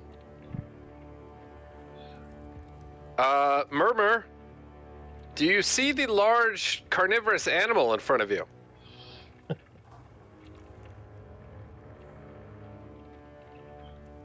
Oh, right. Yeah, you missed that. You can change back now, I say to the polar bear. It's just me. Game's Dean. All right.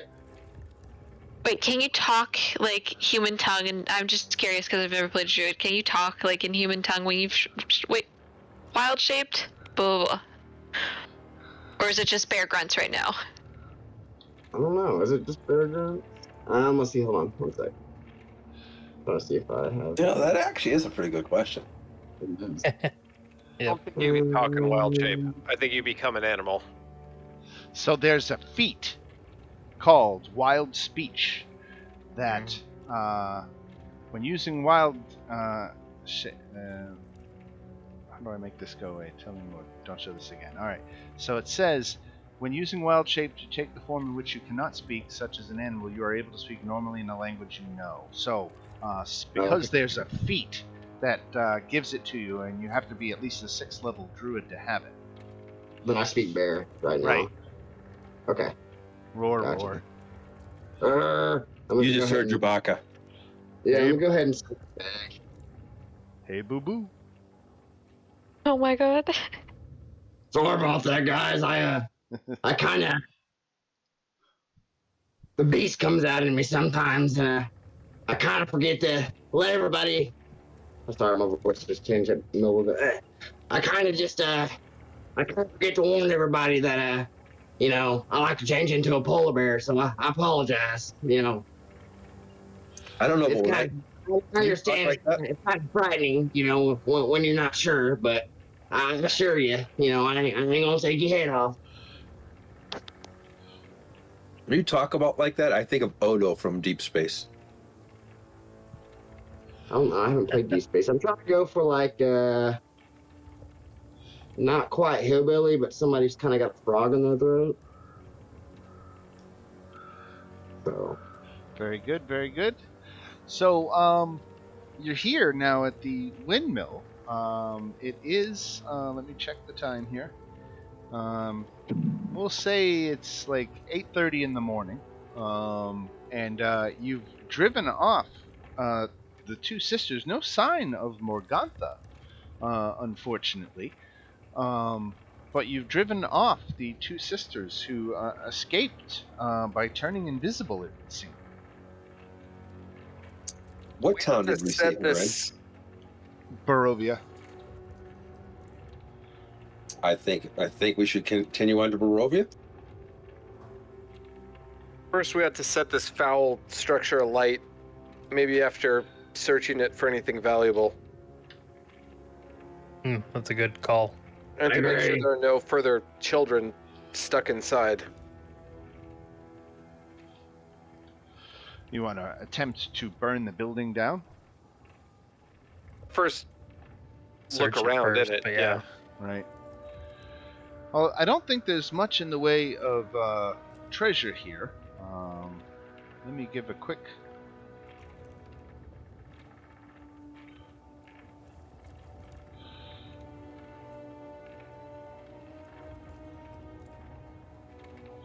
So, a search of the bed that was on the 3rd floor, you found 6 pieces of cheap jewelry worth 25 gold each. I'm going to assume Safina found that. Right. I think that's a good assumption. Do you guys This want this comes gaudy out, stuff? decked out in all the jewelry. Like, what are you guys talking about? There's nothing here. You guys can have this crap. I want to give this little fella this pie I just bought earlier. Don't do that. Don't. I would recommend not eating that pie. Yeah, now that I think about it, what did they do with those kids? Yeah, that kid that was in the top cage before is probably in that pot. That went dark real quick. Does this structure feel like it would burn with the appropriate amount of fuel? I am not an expert in how buildings burn and what makes a building flammable or not. I'm gonna say this is. I have control flame, so I can at least engulf it in a 5-foot cube. I mean, I think it's a question of time investment. If you wanted to invest enough time into making sure this thing burned down, you could take a couple hours and fill the ground floor with whatever tinder you can, just to make sure it turns into a massive bonfire. Dan, you know my fire skills. Yeah, too bad those barrels blew y'all up instead of we could use that. We could use that for this. I'm personally in favor of taking the time. All right. So But I don't know if other people are, though. Sorry, that's just me. Dan knows me personally. He knows I'll start a good fire. We're going to say it's going to take you 4 hours to really make sure this thing is going to burn down. It's going to take longer than that to actually burn down. 4 hours is just prep work. I'm okay with that. Then we go back to Vallaki, drop off the boy, overnight at the inn, and then we do whatever the other thing is we were going to do. You said go to Barovia, Bardo? Bardor? Yeah, I was thinking go to Broad. I mean, we can just light this and just go. I'm not going to sit here and watch it burn. Right. Once it's on fire, we're out. Yep. All right. So it is now noontime by the time you finish up that work of really making sure that fire is going to take hold on the inside and that nothing's going to be left. Dan, did that kid come with us that wanted to come? That kid? The kid that told us about this, he said he wanted to come in the inn. Oh, Milovaj. No, he ended up not. I was going to send him back with the. Right. Yeah, no, we kind of glossed over that detail. He did offer that, but frankly, I kind of forgot to follow up on it. So you didn't need him anyway.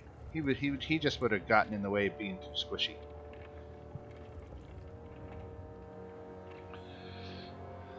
So I guess we do have to go back to Black before we go to. I just wanted to get to that lady as quick as we could because of the sisters of Freak. Where is Freak from, Dan? Is Freak from the orphanage? No, Freak was from the village in Barovia. Freak says, or rather, why don't I do it in person?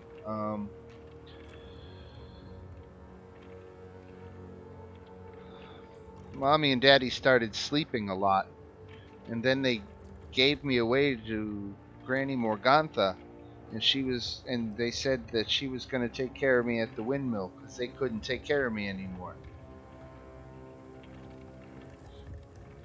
Granny Morgantha is not nice. Would you like to go back to your mother and father? Where's my sister?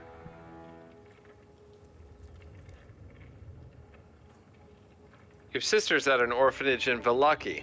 I want to see my sister. Do you want us to try to save your parents? I'm mad at them. They gave me away. How far away is this place that he's talking about? Let's drop back to the big map here for a second. So you guys are right here. And the village of Barovia is right here. That's where he's supposedly from. And where you've seen Granny Morgantha selling her pies.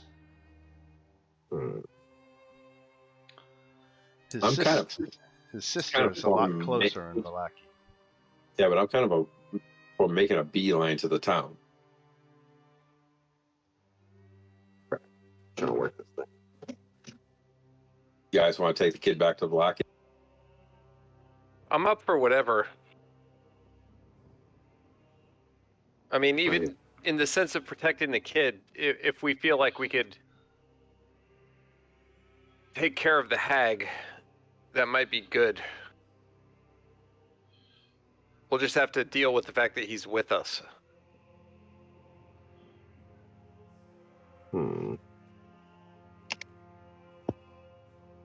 Yeah, I hear you saying it's.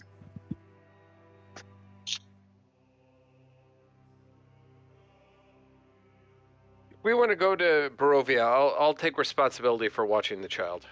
Well, it's just it basically takes us 8 hours out, 8 hours. You know what I mean? By the time we go there and back this way. I'm still trying to figure out the map. Dan, how long of a journey is it to Barovia? I mean, we've been on this road, so we would remember. Right. Let me look up the travel times real quick.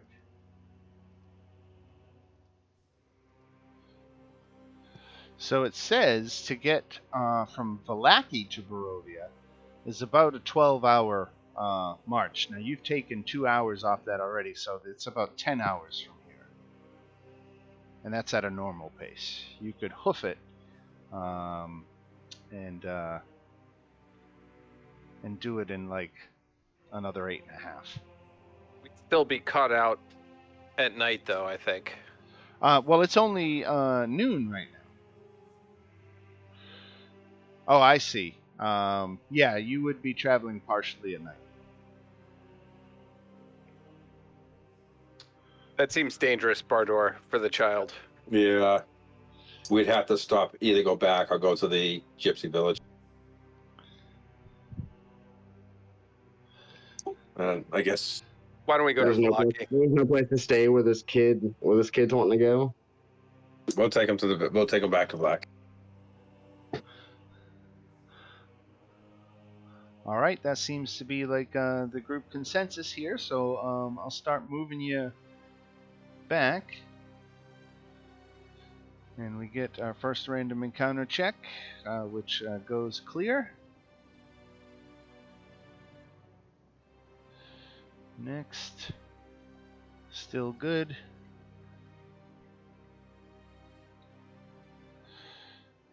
And one more for good luck.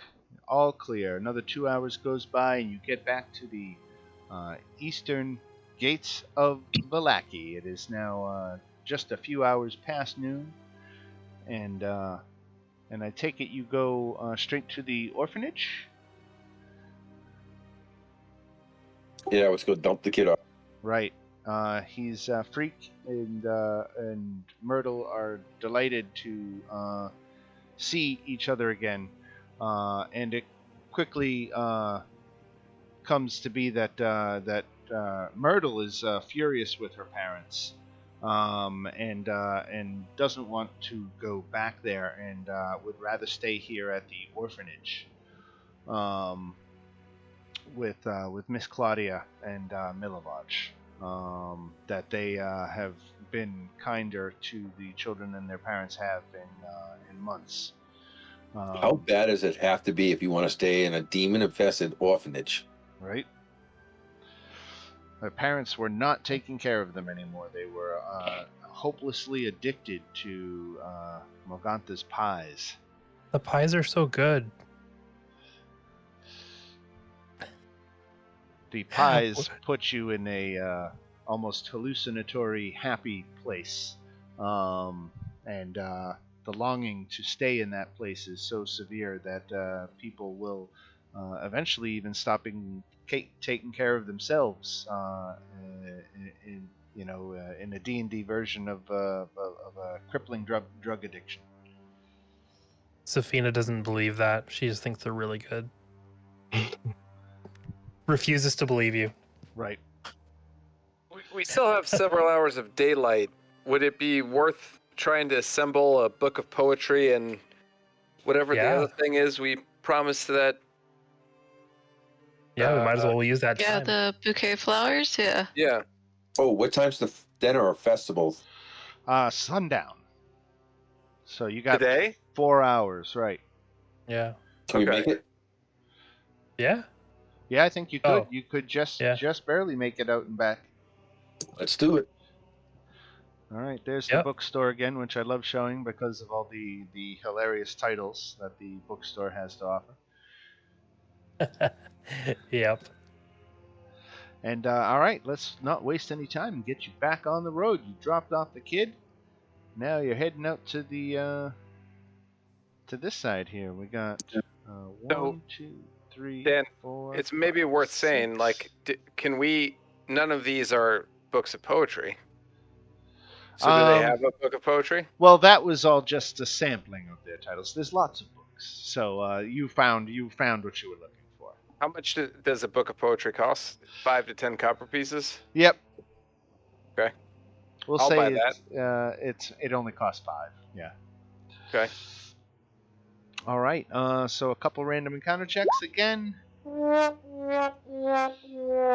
All's quiet. Another hour has gone by. So it is now like 3 in the afternoon, and you are arriving back at the Wizard's Tower. Sorry, Yep. just to ask then, like, just to make sure we didn't forget, were we also able to pick up a bouquet of flowers in the town? Yes. Okay, great. Oh, great. Now I have to add a florist shop. Okay. I'm kidding. That was a I joke. would accept like a florist cart or just a garden that we could like pick them along the way, whatever's easiest. I could put a dentist in. I could do lots of things. Wildflowers. All right. All right. So you arrive back at the tower. You know the secret to getting in. There's no sign of those pesky werewolves in the area. And you get up onto the second floor. Now, Dan, the wagon was still exploded, obviously. Yes? on the way in, I'm gonna kind of grab the head and throw it in a sack. Oh, and you want to go in the tower, back up to the top, and grab the head that was in the box? Yep. Okay. So while some of you are delivering the goods to Buster, who is overflowing with his thanks, and he's asking for all sorts of romantical advice on how he should confess his love for Esmeralda. He doesn't know when she'll be returning, but he hopes it's soon. And did you? Oh, and he tells you how to activate the suit of armor on the 4th floor. Now, what this suit of armor does with a specific command word is he actually will go to the wall and remove a block from the wall, revealing a hidden compartment with. Now, Buster can't tell you what's inside. He hasn't been up there to see for ages.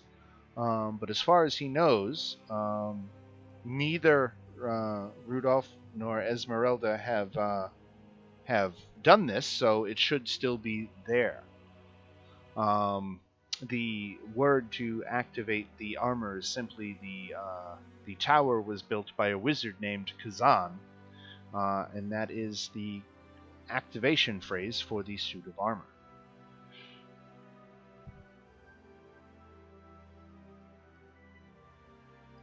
And let me see what you find up in there. I need... Let me see...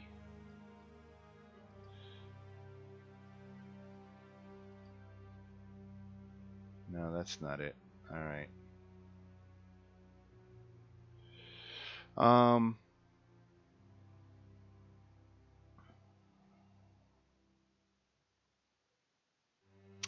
Okay. So what you find are 3 spell scrolls, all of greater restoration. Oh boy, those will be useful.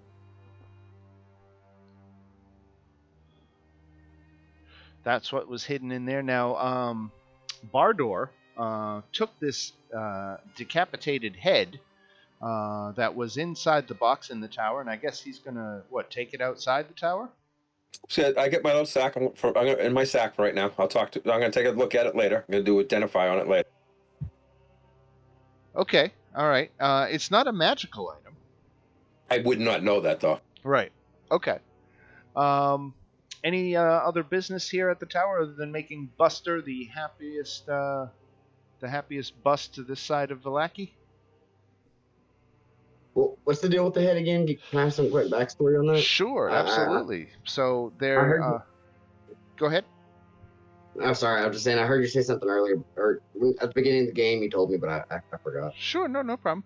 So, in this wizard's tower, on the second floor of this really run-down wizard's tower, there was an animated bust of a man who is trapped here. He's affixed to the tower itself. He can't be moved. But he was telling you something about the tower's previous occupants. Longer ago, there was a man named Rudolf von Richten who the head didn't like very much at all. Or I should say Buster didn't like very much at all. And more recently, another woman named Esmeralda, who apparently that was her wagon that got exploded last week, nearly killing a few of you. And Buster has fallen in love with this lady Esmeralda and asked the party to bring him things that he might attempt to woo her. So he's got flowers and a book of poetry and what was the final item? I don't even remember. Bouquet of flowers. The Bottle of wine. The bottle of wine. That's right. Because you gave that one to him first because you had that. Yep. So back out to Buster. You got some scrolls of restoration, which is great. Those are definitely going to come in handy. And I guess you want to get back to Vallaki for Nightfall, right? Because that's when the Festival of the Blazing Sun is happening. Yeah. All right. So with no more business ado at the tower, we will get on back the 2-hour trip back to Vallaki. I'll do a couple of random encounter checks again. It is now 5 o'clock in the afternoon. There is an hour left of light left. Ooh, and you did trip a random encounter. Let's see, number 7. Has someone written down the 3 scrolls of greater restoration? Are we tracking that someplace? I don't know if anyone is operating the party treasury. Where is that again? I'm happy to. I forget where it is. It's okay.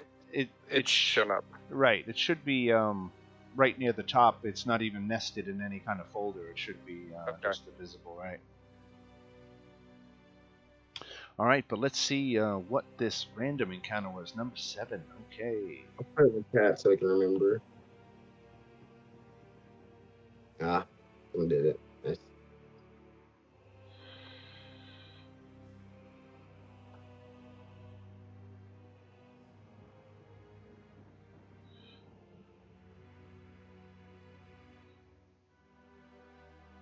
Okay, so you are on the road again, and another encounter has tripped off. Let us see you get ambushed. Ooh. Let me put everybody back together. We'll go on a different road here. By 2 wagons full of explosives.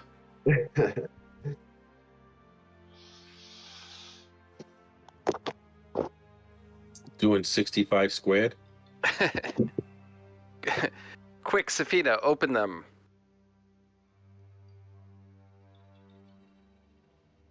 What's this? Yeah, Map went dark. Oh, nope, there we are. I'm making no sense. Ignore me. And I'm joining right along on it. Let me just finish setting up these bad guys for this random encounter. Ooh, what the hell are you? Oh, that's never good.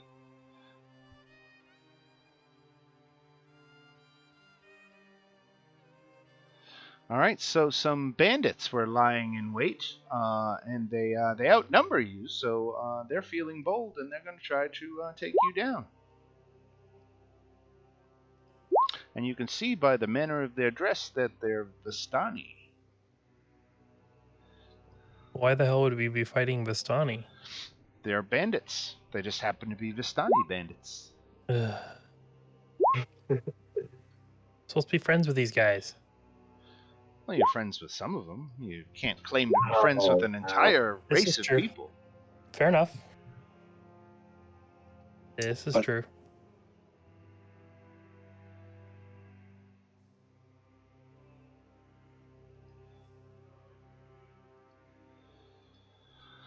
All right, so we got everybody in there. We got 1, 2, 3. Who else do we need?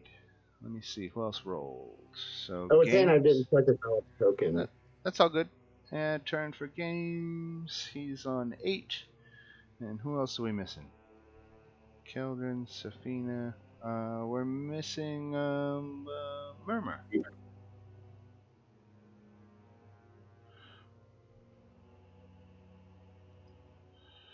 You with us, Murmur? Oh, sorry. It didn't go through initially when I hit it the first time. That's okay. Oh, re-roll that, please, and no card for you. There you go. Look at that. 19. All right, so that's all 5. 5 against 6. Dostani Bandits. Here we go, Murmur. Okay,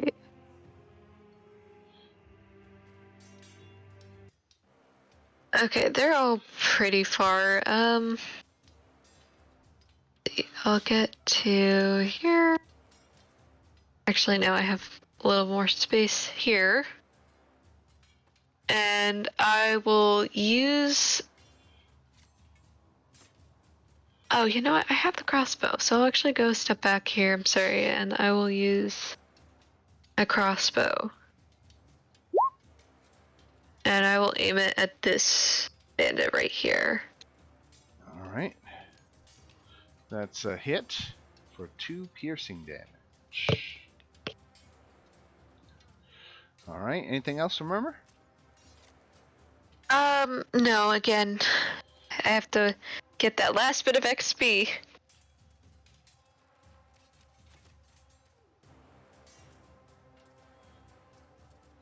All right. This Vistana. He's got a range of 80 with his crossbow. Let's see. So yeah, you guys are all within 80. So he's just gonna pepper. Let's see. He'll pick a random target. 1, 2, 3, 4, 5, 6.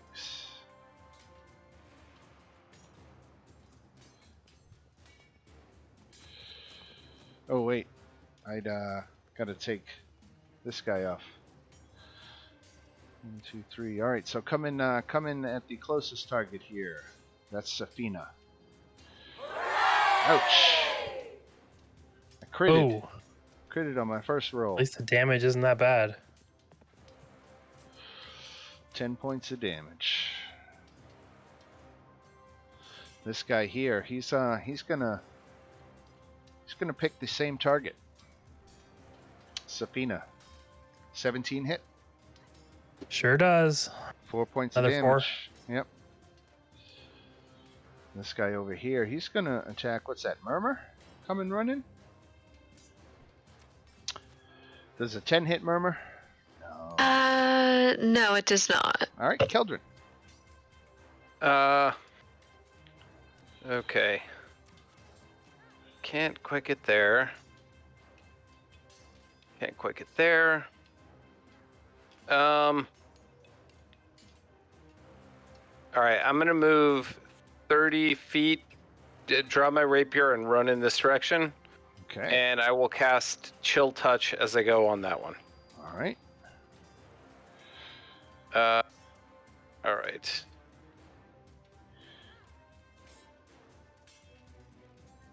There we go. 14 hits.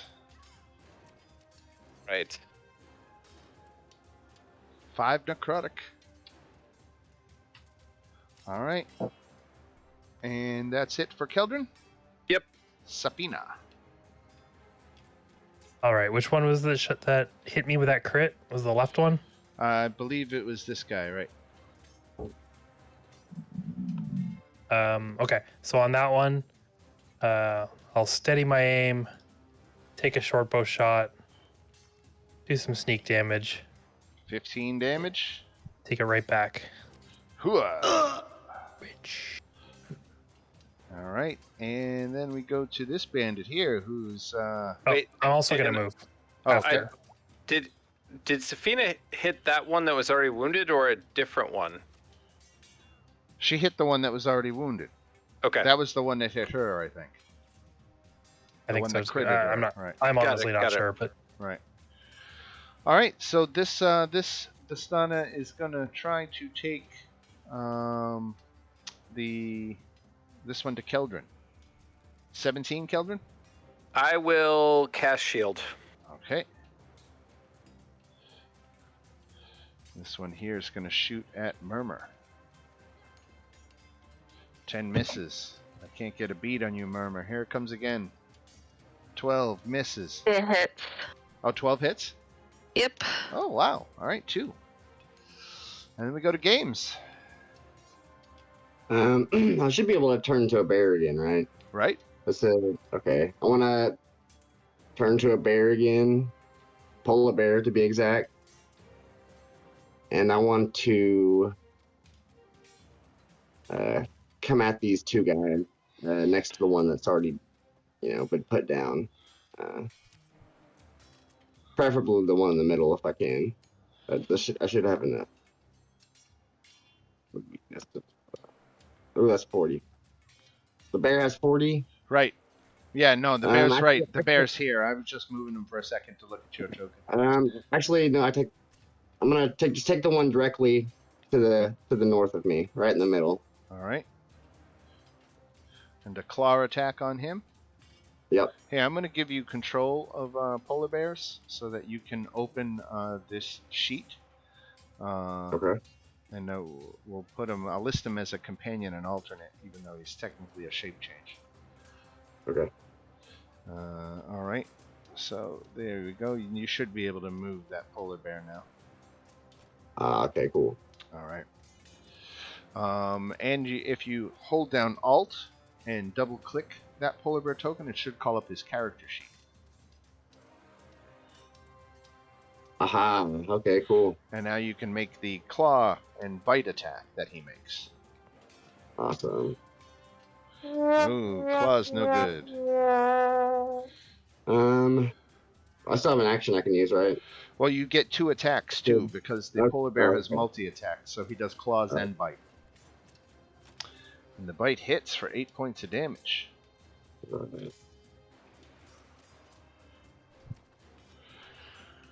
Alright, then I'm just gonna go ahead and end my turn.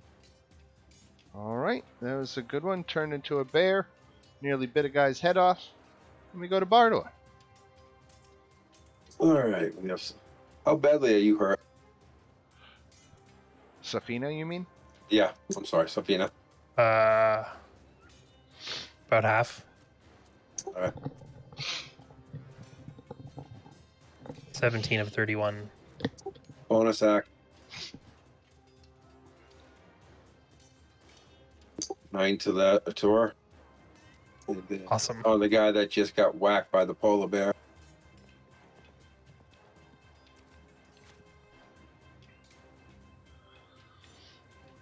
That.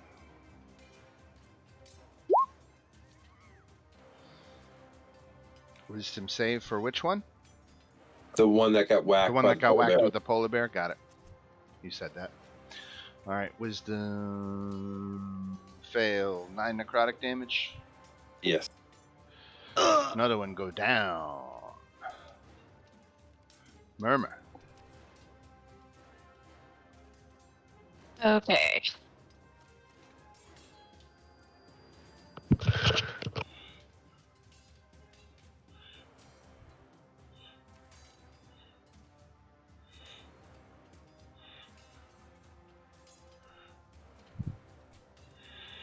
Murmur, silver short sword on this guy. 16 hits for 4 damage. And no multi-attack yet, but it's coming soon. About 250 experience. Alright, this bandit here, he's going to shoot at Keldrin. Miss. This guy ain't going to do nothing anytime soon. This guy's going to pull out his scimitar and attack Murmur. When he hits for 3. Kildren. Okay, I'm gonna run screaming at this one. Actually, I'm gonna go ahead and put myself between the two of them. That seems smart. And attack this one with my rapier. Bear with me. Of course. No, Sometime because on the during other this side. campaign, I will get used to D&D Beyond. Nope, that's probably not good enough. 10? Nope. All right, that's it. It's my turn. All right, Sapina. Okay, I'm going after the injured one. So I'm gonna steady my aim, take a shot, Boom. Right in the eye. and oh, sneak damage not needed. This guy here is going to attack with advantage on you, Kildren. 13 does not hit, though, does it? Correct. All right. This one over here sees a bear, and his 2 friends go down, and he says, F this. 1, 2, 3, 4, 5, 6. Games. All right. Can't He's outrun a out. polar bear. No, you can't, can you? Let's see here. I'm gonna chase him down, and I'm not gonna let him get away with that. We were just going happily along our way, and they ruined it. So I'm gonna ruin his day. Oh, he's at 45. No, get you him. can do it. I can do it. Yeah. Let's see here. Wrong button.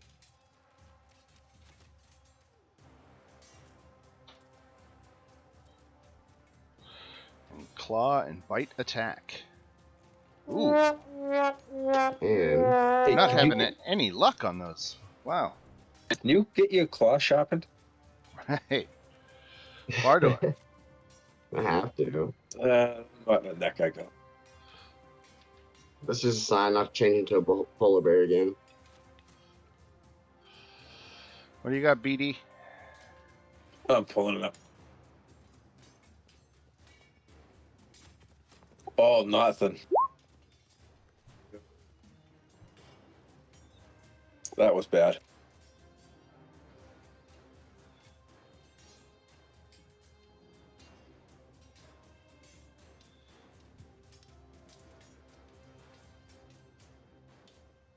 All right.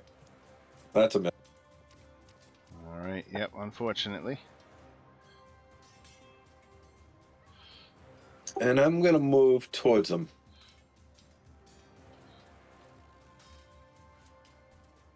All right, Murmur. What do you got? Hi. So I feel very dumb. So here's the thing. On roll 20, I did not attune to my cloak of protection, so my AC is actually 13. But also to answer your question, Bardor, I'm an unarmored barbarian, so my AC is pretty low because of that. But do you not get? You should get Dex plus Con, I think. Only when raging, isn't it? No, you get that. That's unarmored defense, I think. I don't know what your scores are there, but Let's see. Unarmored defense. I'm going to be honest. Dex is one of my worst skills. there we go. Okay, never mind. That's probably why. And I did that based off of I am secretly a zombie. I would not expect myself to have great control over the body. There. Definitely also a little slow to jump on things, but I did take the alert feat because she's kind of getting used to it. I can like get to here, but like that's me dashing. So I'll be here as like moral support for the polar bear and just be like, yeah, get him. Tear his throat out. Hey, you got everything down there by yourself, by the way?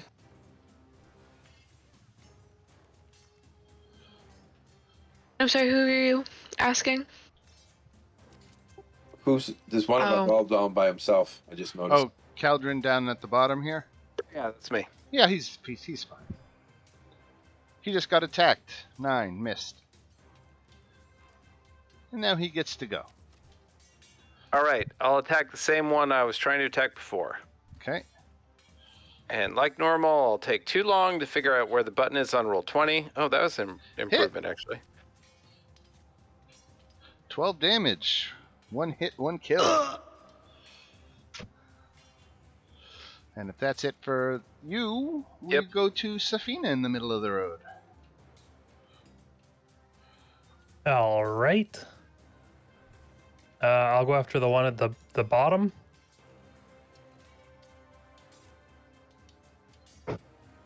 Very nice. Very nice.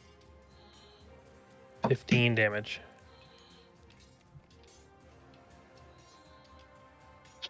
To the bottom one.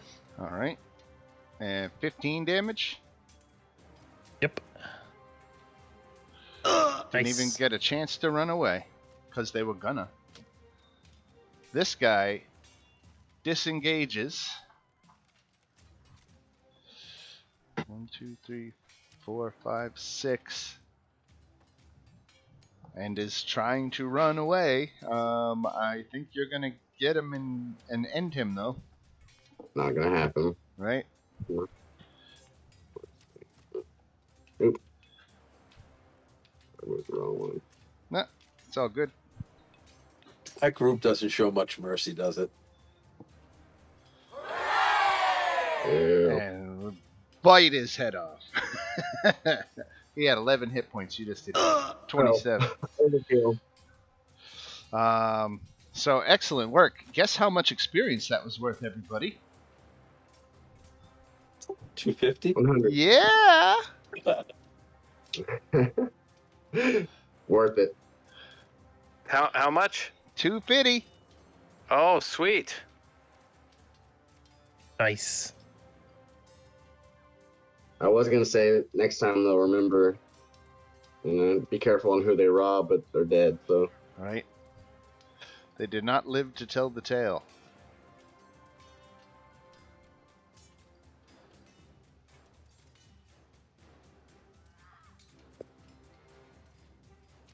Phew. Put everybody back on the road, so next time I need this map, you'll all be here. There you go. All right, and we'll jump back over here. That was just a random encounter that we had on the road.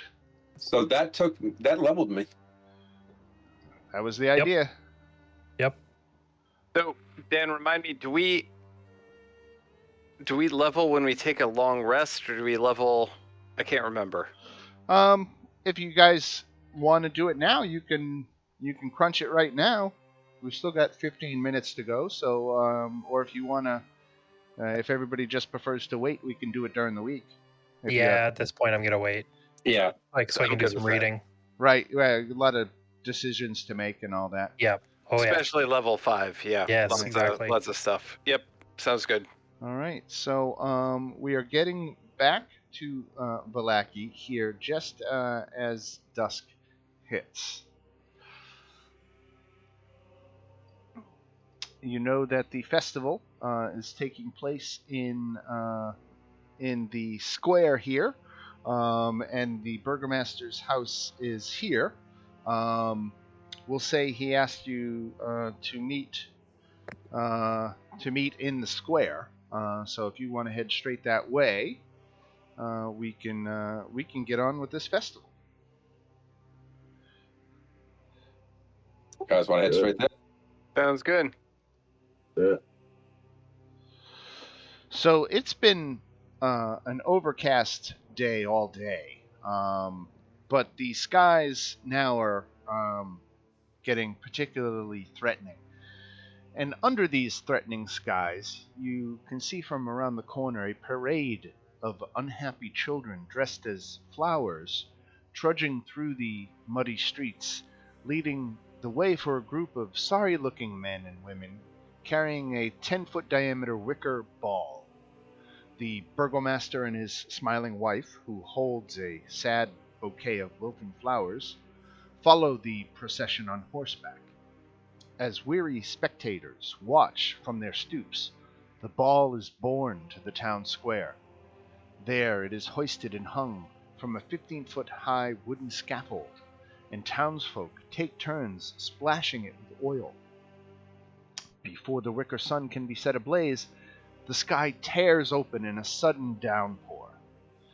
"All will be well," cries the burgomaster as he brandishes a sputtering torch and marches defiantly through the rain toward the wicker ball, only to have his torch go out as he thrusts it into the sphere.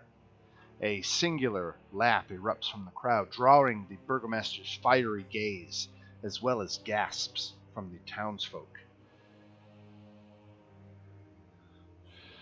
In the pouring rain, the burgomaster recomposes himself, and he says, "No worries. The rain should end soon, and all will be well. You'll see." He said, "I want to point out to you the heroes of Henrik's," and he gestures toward your group and says, "These brave strangers came into our town and discovered a den of darkness that was being hidden by one of our own citizens, and these heroes dealt with the threat and drove out the vile beasts. So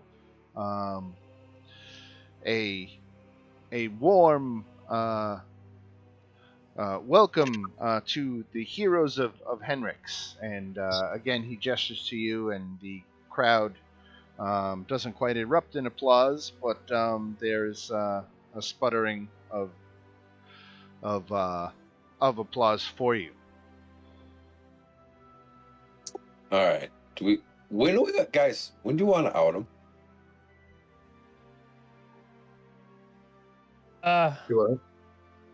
Let's give it a little bit. Okay. I just thought it might be an interesting time to do it. I wasn't quite sure. It could be. I don't know. So for right now, we'll just say thank you. Yeah, just play dumb, I guess. The burgomaster goes on to deliver a long-winded speech about how the key to everyone's salvation is to not give up hope and to keep the light burning in their heart, and that it was important that we all celebrate and stay happy. And with that, the crowds begin to finally disperse, and you can see the burgomaster gesture to some of his guards to go and apprehend the person who laughed. There was that singular laugh that erupted from the crowd, and it turned out the laugh came from a member of the town militia. Can I get to the person before his guards gets to him? Yes. I move over quickly and put my arm on. Let's go have a drink. He says to you, that drink might have to wait. I think I'm in trouble. And as the guards that come on over, I look at the burgomaster. He has us checking something out. I need to talk to this guy.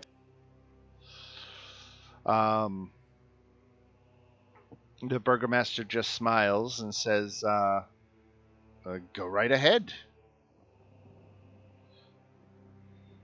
He gives you a moment to have your conversation. I said, we're going to go have our conversation over a pint. And really pushing some buttons. So the burgomaster says, "I'm sorry, but this man is to be detained." I have.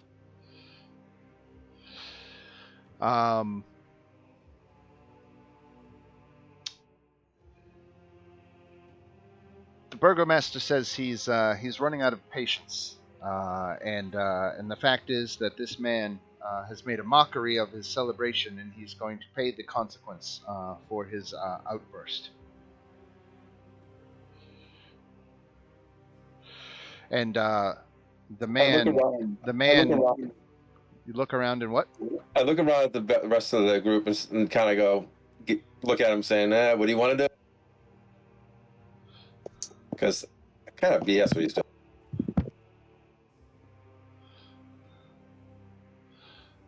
Any thoughts on Bardor's intervention into this man's situation?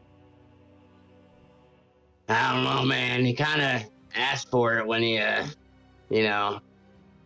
I don't know. I don't know if this is our fight to get into here. Who knows? I will try and step in and on Bardor's behalf. I'll just say, it's a wonderful celebration. Don't let one fool ruin the mood. And can I make a persuasion check to see if he'll let it go? Absolutely. Oh. Ah, fuck. You see, it's like one of my good skills, and I can never roll good in the few times I've done it. Well, let's see. Who else wants to help Murmur? Plead her case. I think that's a good idea. Just the left side. 13, right? 13. The burgomaster gets red-faced and says, "You'll be under arrest too if you don't leave us to give this man the reminder of how important it is not to make a mockery of these celebrations." I don't. Now, I know you're not going to back down. Is it time? I look at him and I say, "Do you really want to go down this path?" He does. Yep, it's going to be a straight up. The burgomaster is moments away from issuing for well, we won't do guilt by association yet, but he's definitely threatening to arrest Bardor.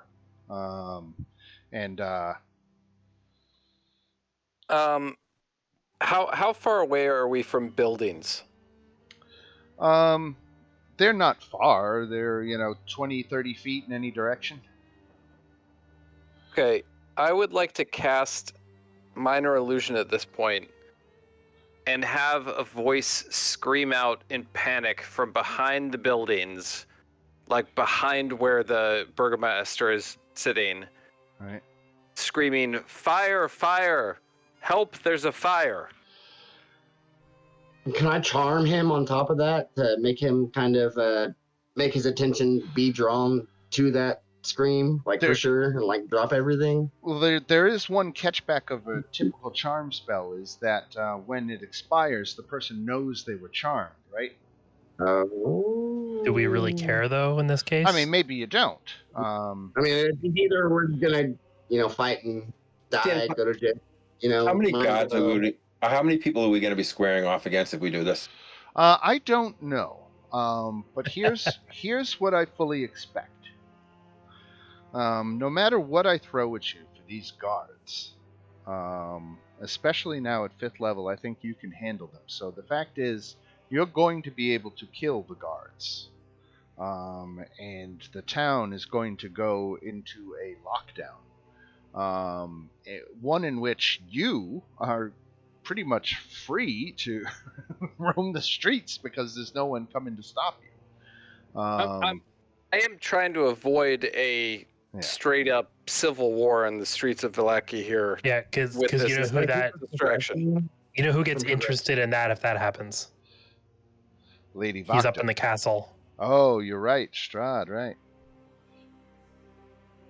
So I'm hoping to distract people long enough for us to extricate ourselves. I have no idea if it'll be successful, but that's my gambit. So the burgomaster and all the guards, including Lars, this was the name of the guard who laughed, They all go running at the sound of fire, trying to get that in action. So your illusion was the perfect momentary distraction to get the situation diffused.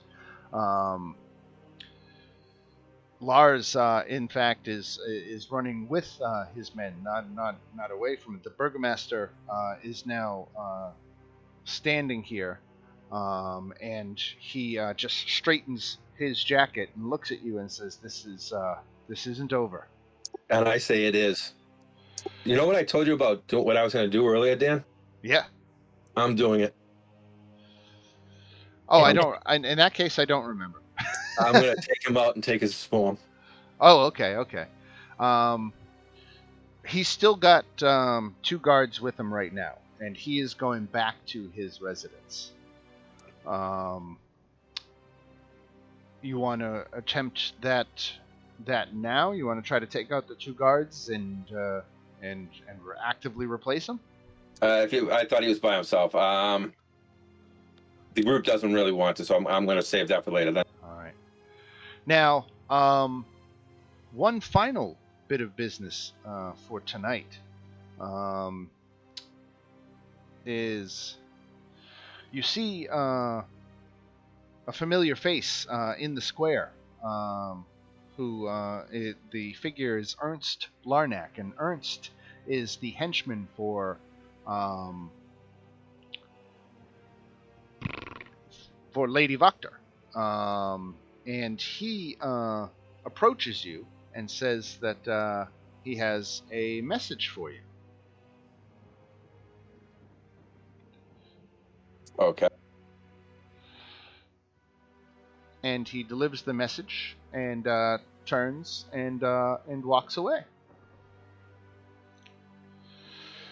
My friends, know that it is I who have brought you to this land, my home, and know that I alone can release you from it. I bid you dine at my castle so that we can meet in civilized surroundings. Your passage here will be a safe one. I await your arrival. Your host, Strahd von Zarovich.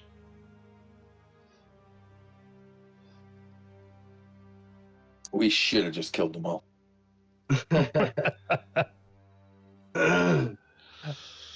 All right, ladies and jelly spoons, that takes us right to the 10 o'clock hour here. I think we're at a good spot here, right after the festival. Do you want to? No, I guess you know what. We shouldn't get a long rest in because who knows? The night is yet young. It might have more excitement. A lot of the people in the town square were headed over to the Blue Water Inn to engage in the festivities there. But we will sort all that stuff out next week. So thanks again, everybody. I hope you all enjoyed it. And if there's no closing thoughts, clarifications, questions, or anything like that. I got one. What's that? We without the long rest, we level up but no new spells, right? That is correct. Okay. Yeah, depending on how you learn your spells, of course. Right, exactly right. Well, I have to get a long rest in to have to change them, right. Then no. Right. All right, everybody, have yourself a great week. We will see you next Tuesday. Right on. And I'll see several of you on Thursday for Dungeon of the Mad Mage. So we'll see you then. Okay. All right, everybody, have a good one. All right, guys. Hey, guys. See you guys. Good playing with y'all. Bye.